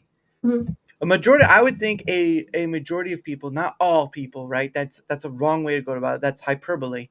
A majority of people go through life not worrying about history because it doesn't matter to them. It's already happened. It's already passed. The only people it matters to are people who are willing to go into the places to dig it up. And even then, that's a little skeptical because, again, we have the bias part and whatever part. We go back to this part of majority of humanity sometimes at some point does not care about its history because it is more concerned about what's going on right now, right?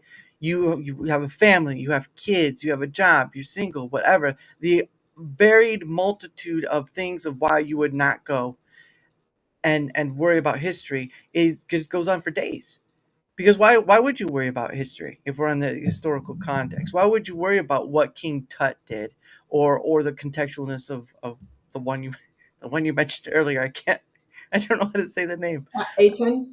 Yeah, that one. Yeah. I'm not even gonna try because it's gonna be a long night. But the point still stands is that regarded a majority, I would think a majority of people do not care much about history because they've already learned it in school. It's already in past. They're whatever, and they continue on to do whatever their job or family or whatever they feel like doing, really, whether it be playing Candy Crush or something else. And that's where you have the outliers, right? The outliers of the history search or all that stuff, and the multitude of things that follow that too. It's not just one. Again, it's not just one thing. It's I feel like people. I feel like people, to some degree, want to try to find the one answer that solves a solution, but at the end of it, there's no one. There's not always a one answer to a problem. It's kind of it's kind of hard to explain and get at the same time, because I think, oh, this, that, or whatever. But I do think that there's not just a one solution to a problem. There can be No, of multiple. course not. Yeah, it depends on the problem. Sometimes the Mm, problem can be simple enough to be answered in one way, but for the most part, there's different aspects to answer it. Yeah. yeah, and that's not the downplay of anything that you say. It's just trying to take an abstraction to. Again, we have a thing called psychology, Hmm. and it's basically the brain chasing the brain, which Yeah. is a weird concept to think about, right? Like Abe said about what was it? It was, where is it? Here, his historiography, the study of history, right? Hmm. So you have those sort of things that, whether it be psychology or that, you have these things that over time people study and find these things that just boggle the mind of, you wouldn't notice before, right? Because a lot of what our brain filters throughout the day is not that important for you to survive, more or less. You survive you are on a higher scale because you very smart. Me Well, caveman, thank you very you. smart. Me caveman, you very smart. No, I'm pretty smart too. It's just you go a little farther beyond than I would, but I can still have a conversation about it. M&M's found between the couch cushions. No, that's wrong. Never eat the M&M's found between couch cushions. If there's change though, you take the change, but never eat the food between couch cushions. You need to change. Yeah, keep the change though. Keep the change, you filthy animal. Um, but yeah, I find like getting to philosophical matters, because you can always either find eat the change. No, don't eat the Exactly. change. I don't take quarters very well. It's not gonna work. I don't give change good though. That's the problem too. I eat $1 and there's not big good quarters popping out. Um, but, but yeah, it's sort of nice to have those kind of conversations, because you kind of get the perspective of the individual you're trying to have the conversation with.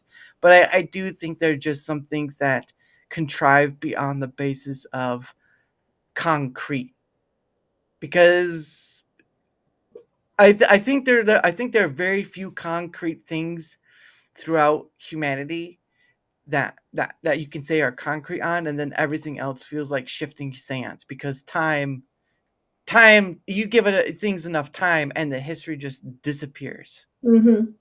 Yeah. Which is a weird, which is a weird but true way of saying it. No, eat the pebbles and dirty, dirty. No, stop it. Wrong. Be the change you want to see. $5, $5, me $5.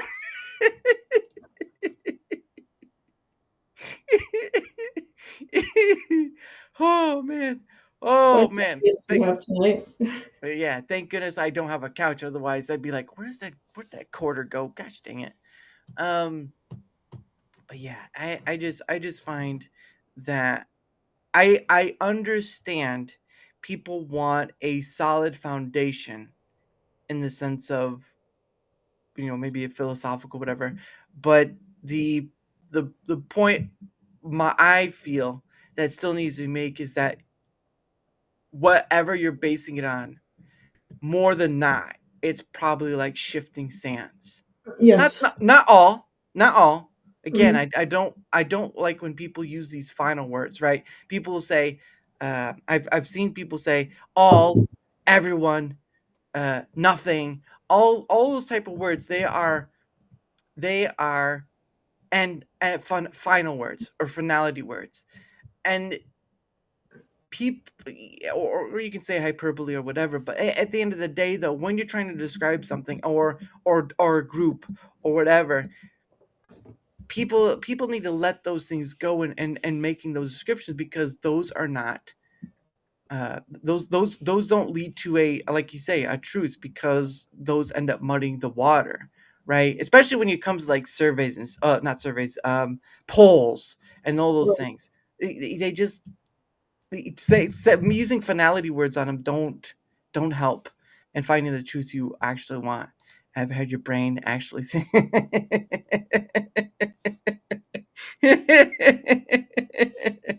ever ever had your no? That's a little mean. That's a little mean though. That's a little mean. Are you a change eating addict? Okay, all right. I think I've had enough with that one.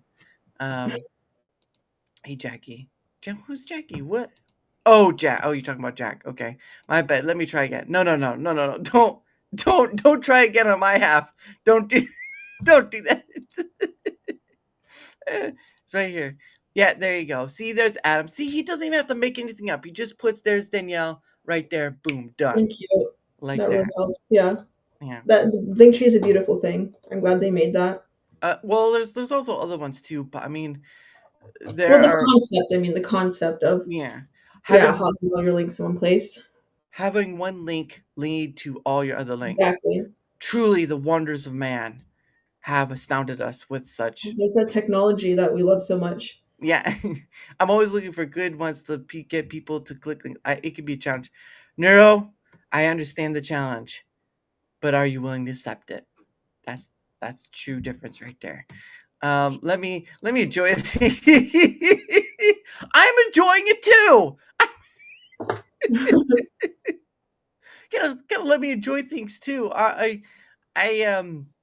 gotta enjoy things life as well. The movie theater, not just of time. No, what? No, I'm not doing that. I will say if you that, no, you know what, that works. Is your brain feeling lazy? Jumpstart it with visiting Daniella's link tree. There you go. Look at that.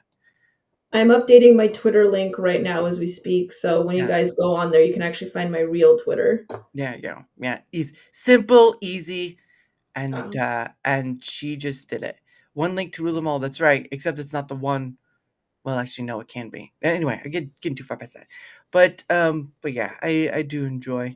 I'm not gonna say I'm a brain smart person, but I'll fool you once in a while. That's for sure. Like, wait a second. He said what? He said what again? What are you guys trying to do? Simple Jack meets Simple Dara. My movie. I saw that movie too, Tropical Thunder. That was hilarious. My moving images in my head. Oh goodness. Okay, I just updated my X account on the link tree, so when you guys visit Yeah. it, you will see that. Thank you for bringing that to my attention, though, because I was unaware. Everyone, give yourself a round of applause. Even though it was Lost Tales, everyone give yourselves a round of applause. Just because now you like spammer half to death with all your memes. Anyway, what's your Look, favorite yeah. video game? Oh, Does the great Daniela play video games? I do, not as obviously not as extensively as some guys, but I did actually do a gaming stream this last weekend, Mm-hmm. and that went about as good as it sounds like it went because my laptop froze. Mm-hmm. But yeah, I was playing Fallout New Vegas, Oh. and it was a lot, but it goes with the aesthetic of the show. But what kind of fight?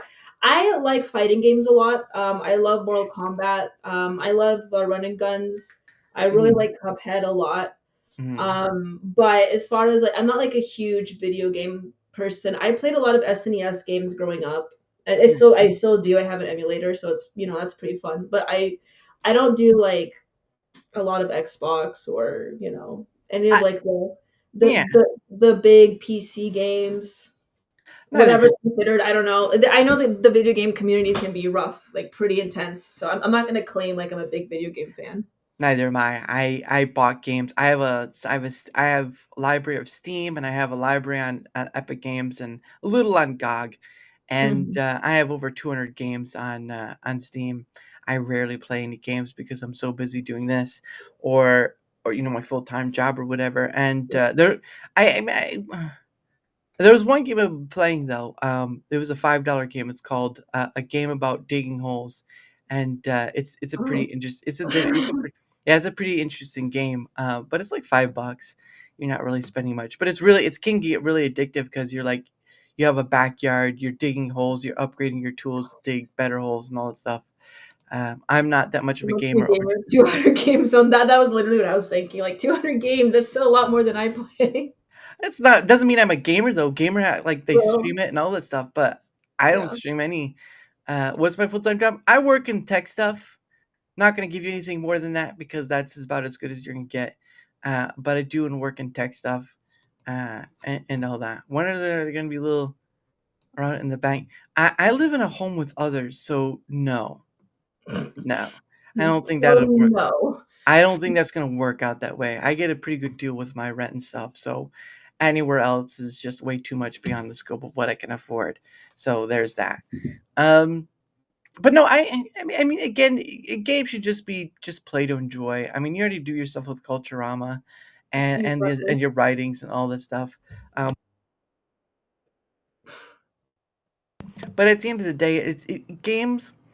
I get the gaming community, I get all this stuff, but at the end of the day, it's just about enjoy making content because you want to make content, enjoy making playing video games because you want to play video games.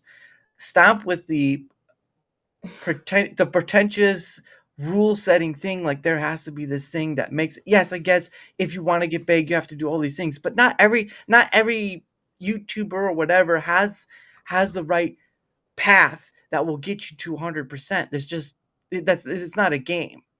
It really is just this thing of going and doing and see how it works for you and enjoying it. I don't get it. Yeah, As a yeah. content creator, I don't even know if I should call myself a content creator because I don't even look that professional. But to be honest, it's just doing this thing I didn't see a lot of people do, and it's become a thing where a lot of people have come on, and I get to say I get to have this amount of people on. I get to say I get to talk to these people across the way and all this stuff. And I can't go to another content creator I'd follow and say those things because one, their direction is not that, obviously, or whatever. But it's just a weird thing for me to say I can do this thing, and I've been pleasantly surprised. Even if there are times of challenge, even if there are times I just want to give up and do it, there's always that thing that says, "No, there's more. Keep going." Yeah. And there is, right? I wouldn't have gotten to meet you if I There always is, um, yeah. didn't what? There always is. Yeah, well, but it's just that point of you wouldn't get to meet someone like yourself if I Mhm. didn't continue on it because how fascinating is it? Yes, the whole camera thing sucks, but I can still hear you. I can still hear you. Thank But goodness. it doesn't matter. I still able to hold a conversation with you, and it's wondrous. It's amazing, and we go all over the place, and it's fun in its own right, because it's more fun than making. Well, Abe, you've been on a few times, but if you keep bringing it up like that, all right, and it's usually on the YouTube side anyway. But yeah, I just do a thing I didn't see, and I don't understand why it's not prominent more. But then again, I found that thing. People say find a niche. I think I found a niche that doesn't have very many fillings in it. So it just whatever. Um, but yeah, it's always be grateful, be humble, and just enjoy it. Because I look, guys, if you really want something to remind you of why you should enjoy things, not like go too far out there, right? I'm not like saying like drive cars into people's houses, or whatever. I'm not doing that. Yeah, don't do that. Yeah, please don't do that. I don't think I don't want someone come and say you were responsible for this. You said to do this. I like no, no, I never said that. Don't put those words in my mouth. There will be one day where the sun no longer shines. There will be one day where leaves no longer become an issue or plowing snow. There will be one day where a car just doesn't exist. The point of the matter is of why I say enjoy it and all this stuff, but don't get too reckless, is because you don't get any more after a certain point. And I think that's a stark reminder. Is like, well, you get busy in life and all this stuff, and I understand. But when you can look out a window and you wish you could be out there, but you can be out there and you don't, remind yourself that when you think, oh, tomorrow's just another day. No, it isn't, because tomorrow is not guaranteed. And that's the sad factor of life, is that it's not guaranteed to you. There are children who die in their cribs. I don't get to see past a year old. There's still other things as stillborns, right? There are things of children who are patients at St. Jude's, and some of them aren't going to make it. Yeah. So don't take for granted the thing you think you got and no one else has, because you do have something that no one else has. You get to breathe today. Tomorrow, we'll see what comes next. Yes, Abel, I'll have you back on. Gosh, it's like a high school girl begging to be back on for the fame. Oh, Lord. You should make sure you look like your brand before you make it too big there. Otherwise, you'll wind up wearing a beanie. Yeah. I'm not going to be Tim Pool, who has a kid, by the way. This guy turned into King Theoden. Yeah, he has an English accent, though. My English accent is sort of good. For there is no tomorrow, and you shall find yourself at the precipice of the abyss. But before you jump and fall into that precipice, will you say to yourself, I was the one who saw the light every day, or will you fall and see no more? Thank you. That's pretty good. You're welcome. I like driving a car into someone's house, knocking on the door, telling the owners. No, I deny that. I deny all claims of that. That's a lie. And then molested by Shriners. No, you're going too far. Look at this turn. Yeah, definitely. I lost. Oh, wow. Oh man, that's rough. Oh man. Well, I That hope. is pretty rough. Yeah, I hope at least you got to have that time with them. Before, but man, I can tell you, um, it's not a little brother though. I mean, death is death no matter what. But I had to keep on rocking guys. Oh, thank you, sir. Thank you. I appreciate that. Child singing.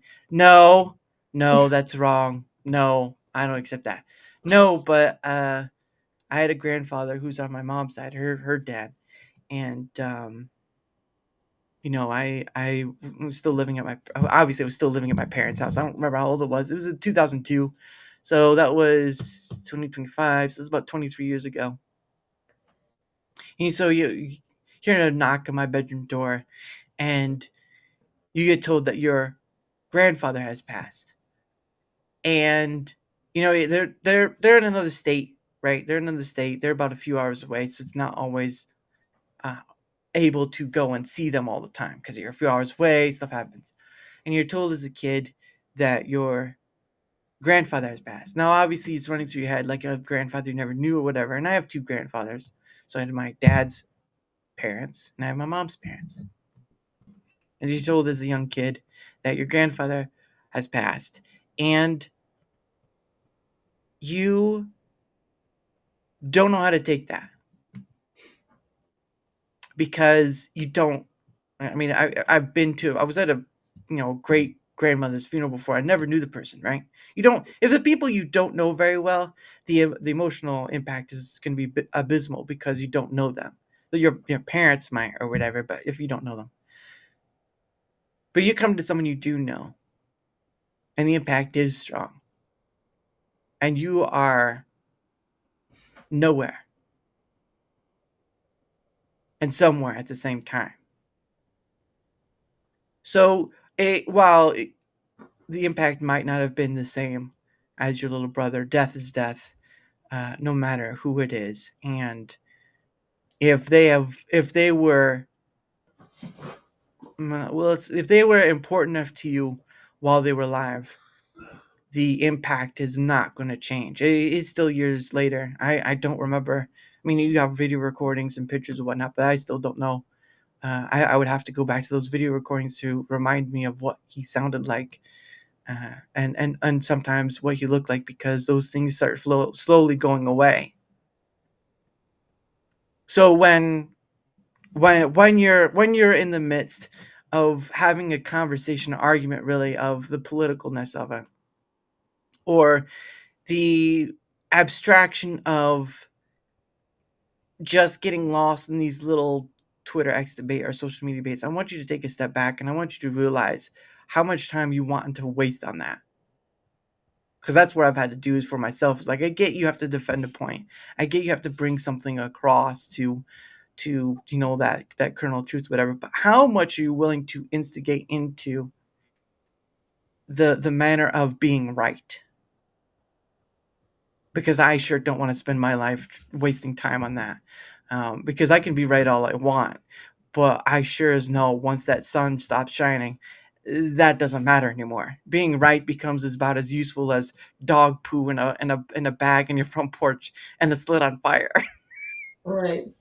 Exactly. It's not that great. But no. Remember, you are will forgot. Okay, now if you gotta word that better. I think that's sort of like your base are ours or something like that. I don't know. Um, but yeah, I no, and thank you for sharing that, Neural.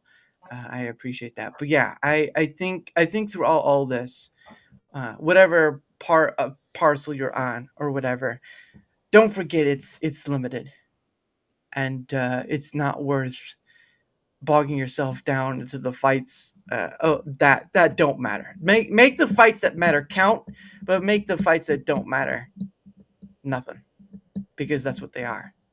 But anyway, so we're getting close to the end of the show, and I do thank you for your time, Miss Daniela. I appreciate even with the technical difficulties.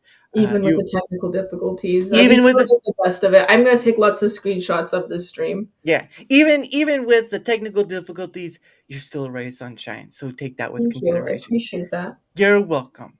And I'll slip a five underneath your door. But anyway, but anyway, so what we're gonna do is we're gonna do our promotional stuff again, and then and then like two more things, and then we'll end out. So go ahead and promote yourself as you were, and I'll do my thing, and we'll go from there. Absolutely. So once again, my link tree, I can copy and paste that right here. You guys can take a look at my stuff on the link tree.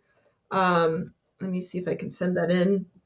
Here you go. I don't know if you have to accept that or not. Okay, perfect. So on that link tree, you guys can access all the stuff all the content that I make. Of course, the buy me a coffee things on top. You can ignore that if you're brand new. My Culturama podcast and my Substack are the two main things that I put my content on. So Culturama, by the way, we are streaming tomorrow. I'm streaming tomorrow, and that is starts at 7 p.m. Central, Nice. or 5 p.m. Pacific, and I stream on Rumble as well as on Twitter, YouTube, and Twitch. So you can Mhm. find me in there under Culturama. And I stream every Tuesday, Thursday, and Saturday. I try to do Saturdays for like a gaming stream, like a more laid back stream. And then if you want to read my works, you can find me on Substack under my name. You can just search Daniela Pensac, or you can look up the Dialectic Project. And most of all, if you just want to see me like do updates on my stuff, Twitter is the best way to contact me, to reach me, or have me reach you. And also just like post anything about my content, whether it be Substack or Culturama, and that's the Twitter account which I've updated, so that's the correct link. And you can find me at DC Pensac. So those are the main places, and I do have a YouTube as well. Mhm. I do want to put. I've just been so busy lately. I haven't been able to do the YouTube, but the YouTube is also under the Dialectic Project. I do want to make more informative videos on there as well. Mhm. Yeah, and again, it's all within her link tree, so make sure you check it out. And if she's earned your follow, go and give it to her. I Fingers usually, crossed. I well no well I know there are a lot of content creators say go give this person a follow, but like I'd rather their work speak for them, and if they've earned that follow, then it's not like Exactly. a pity follow, right? Yeah. Oh, Yeah. Exactly. guys, go and follow this person here. Go follow this person. It's a pity follow. If your work has earned it and it shows, then I don't have to tell them to follow you. They will do it because they want to. Exactly. And that's what I want to do for that. But anyway, guys, from my end of things, whether you're on the Rumble side or whether you're on the YouTube side, if you if you wouldn't mind leaving a like, wouldn't mind leaving a like, sharing the content, leaving a comment or a follow. Anything that helps with the engagement factor is much appreciated because, again, guys, not only does it help in being seen more, it helps in having the lovely Daniela on, even though she looks like a smooshed up Mona Lisa. I will say that, a smooshed up Mona Lisa, but she's alive, so that counts. But anyway, and it also helps in having people like Abe, who complains about it a lot, Jack Tarlad, who's been on 12 times already. Can you imagine that? And so many others. Again, I've had on over 130 different guests, and the amount of different conversations from people in military to VTubers to a whole smorgasbord of different perspectives and talents. You'd be surprised at who's willing to have a conversation when the opportunity arises. So any help with the engagement factor helps with that. And of course, there's the link down below. You can go check it out. As my Twitter X, as my email, stuff like that. You can go and find me there or whatever. If you'd like to take up the opportunity to come on the show, guess what? You can either leave a comment on either Rumble or YouTube, or go to that link down below and find me where I'm at. Hit me up. Come on. I'm waiting. It's okay. Oh, and again, there's the Rumble Squared results are out. They are on my pin profile on my pin profile on Twitter X. So if you want to look that up, it's there, and repost if you can, because I do want to get that information out. And again, Rumble Squared is at the last Saturday of this month, which is the 29th. The survey for that will go out before or during the week of that the episode the episode is on. Um, and what is it? What was that? It will go out for that episode. So if you want to come on for that as well, there are 4 to 5 seats left for that. And again, it's just about issue wish list stuff for Rumble. If you have had experience, whatever, or just new, you can come on and we can talk about it and write that data down or whatever, because that's what I'm trying to do, ground floor level data. So anyone who wants to come for that, find my links, comment down below, any and all that. I appreciate you all. Engagement, link down below. I appreciate it. And now back to the chat. Of course. Oh, there you go. Look at that. Lost Tales, not even on the show. He's got that. Oh. Anyway, so tomorrow at 7 p.m. Eastern, I get to have on, of course, the lovely Libertarian Goth. I've had her on a few times. She has her own business. She's a bit hard to tackle down for a date, but we finally got a date tackled down, and I will see her tomorrow. So hopefully you'll stop by for that at 7 p.m. Eastern, okay? Not 7 p.m. Central or Mountain Time or Pacific Time. No, 7 p.m. Eastern. All right? I put EST for Eastern. All right? Some people call that God's time, but I'm not so sure about that. But anyway, so the last thing I do is called Questions from my Hat. Now, what that means is that you, my guest, right? I bought a hat from Rumble and I put some questions in it. So what happens is that you, my guest, get 2 freebie questions out of it. Now, however, we did have some rants from Johnny earlier, so that means you get 4 total. Alrighty. But if people want to have more questions pulled out of the hat, they have to give a Rumble rant. I'm not monetizing YouTube, so sorry, YouTube people. It's just the way it is. So if you want more questions pulled out of the hat, guess what? Rumble rant, doesn't matter the amount, and we'll go from there. All right, first question. All right, my eyes are closed. I'm feeling around. It's like a bunch of paper just fluttering on my fingers. Oh, here's the first one. Here you go. And this one is, do you prefer coffee or tea? Coffee 100%. There's more caffeine. Do you like it just with stuff? And I like the taste. I like the taste as well more. Do you like it with things in it or just straight black? Anything. I'm a known garbage coffee drinker. I'll drink the best quality coffee. If there's coffee, I'm drinking it. So Starbucks, basically. Anything. Yeah, I do drink Starbucks, but I'll drink any coffee. I do like artisan coffee, Mm. but I drink it like water. Jeez, girl, calm it down. Goodness. Um, here we go. Here's number 2. What sound slash noise do you love? Ah, man, should have read that one first. What sound or noise do you enjoy hearing? What sound or noise do I enjoy hearing? Slash. I like the sound of my dog sleeping and snoring because that means he's giving me some peace and quiet. That's a big one. Especially if he's sleeping in the bed with me and if he's snoring, then that means I can actually rest. Mhm. Well, that's good. You're like, I'm gonna outsnore you. He snores like a man. Yeah, you can hear it throughout the house, actually. It's crazy. Wow. He's a chihuahua, too. So that should tell you something about his size, which I'm trying to get him to lose weight, but it's a battle. It's an uphill battle. So there are surprises in small packages. Got it. Exactly. All right, here's number 3. It says, "What's a skill or hobby you've never tried but admire when others do it?" Ooh, that's a good one. I really admire the amount of effort and attention put into like building miniature sets. I've been Mm, to one museum. It's in Canada, actually, in British Columbia, where they have this museum. It's pretty well known with it has like historical events, but it's all miniature.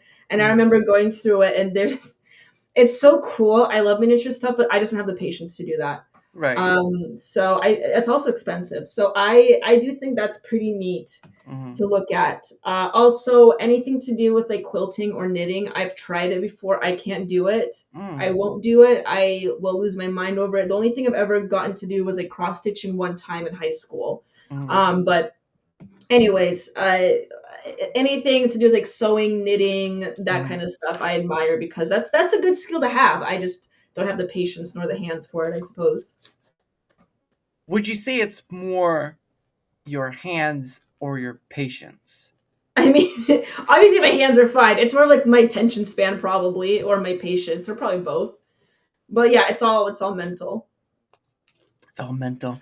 Right now, she's trying to sew some strings together within her brain, and she's failing fast. Exactly. Oh, I'm back. Oh, looks like it's just me. No, it's Uh-oh. not. No, it's not, liar. Okay. Never, never. Um. Okay, here's number 4. Okay. What's a simple pleasure from your childhood that still holds up today? Hmm. Simple pleasure from childhood that still holds up today. I'm gonna have to. The first thing that came is it bad that the first thing that came to my mind was McDonald's. No. Okay, McDonald's. Well, probably tuning into my inner fat girl, but I loved going to McDonald's when I was a child. Hmm. Really? Getting ice cream back when Oh. when their ice cream machines still worked. Yeah.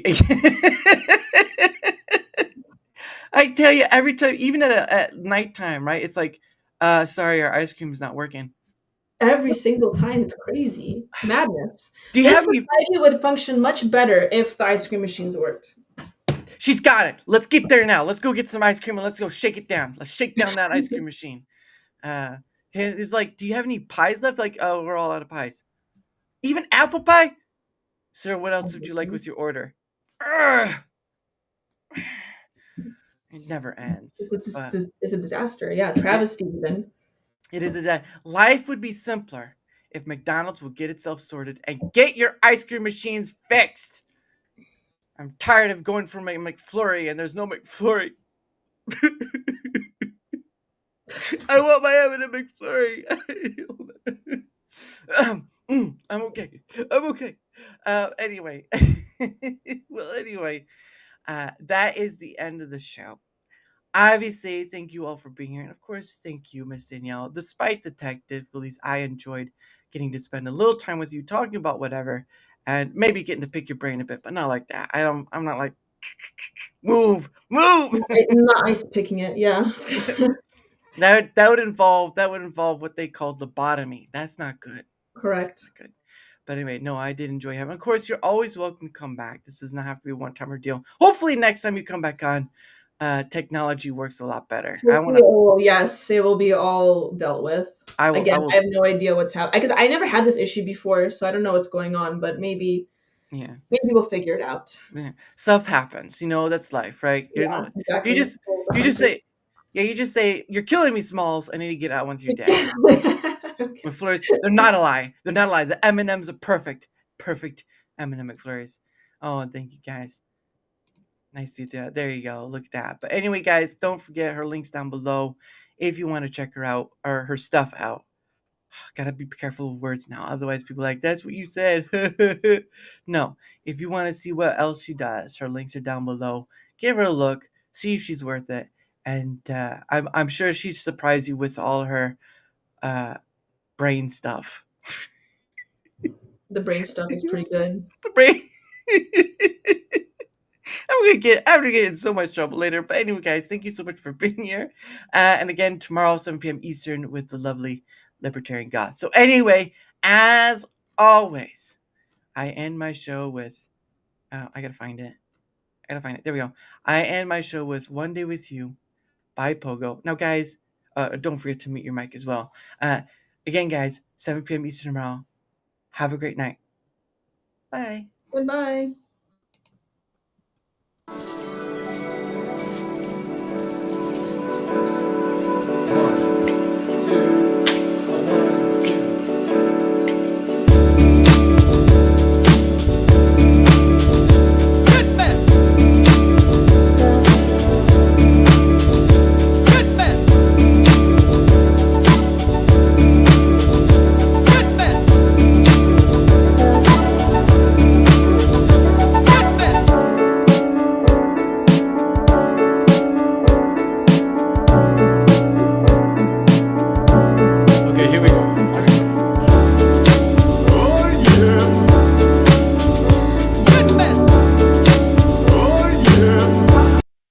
Okay, I get it, all right? You're not seeing it. Hold on. Let me refresh, and I'll see it, okay? Hold on. Good.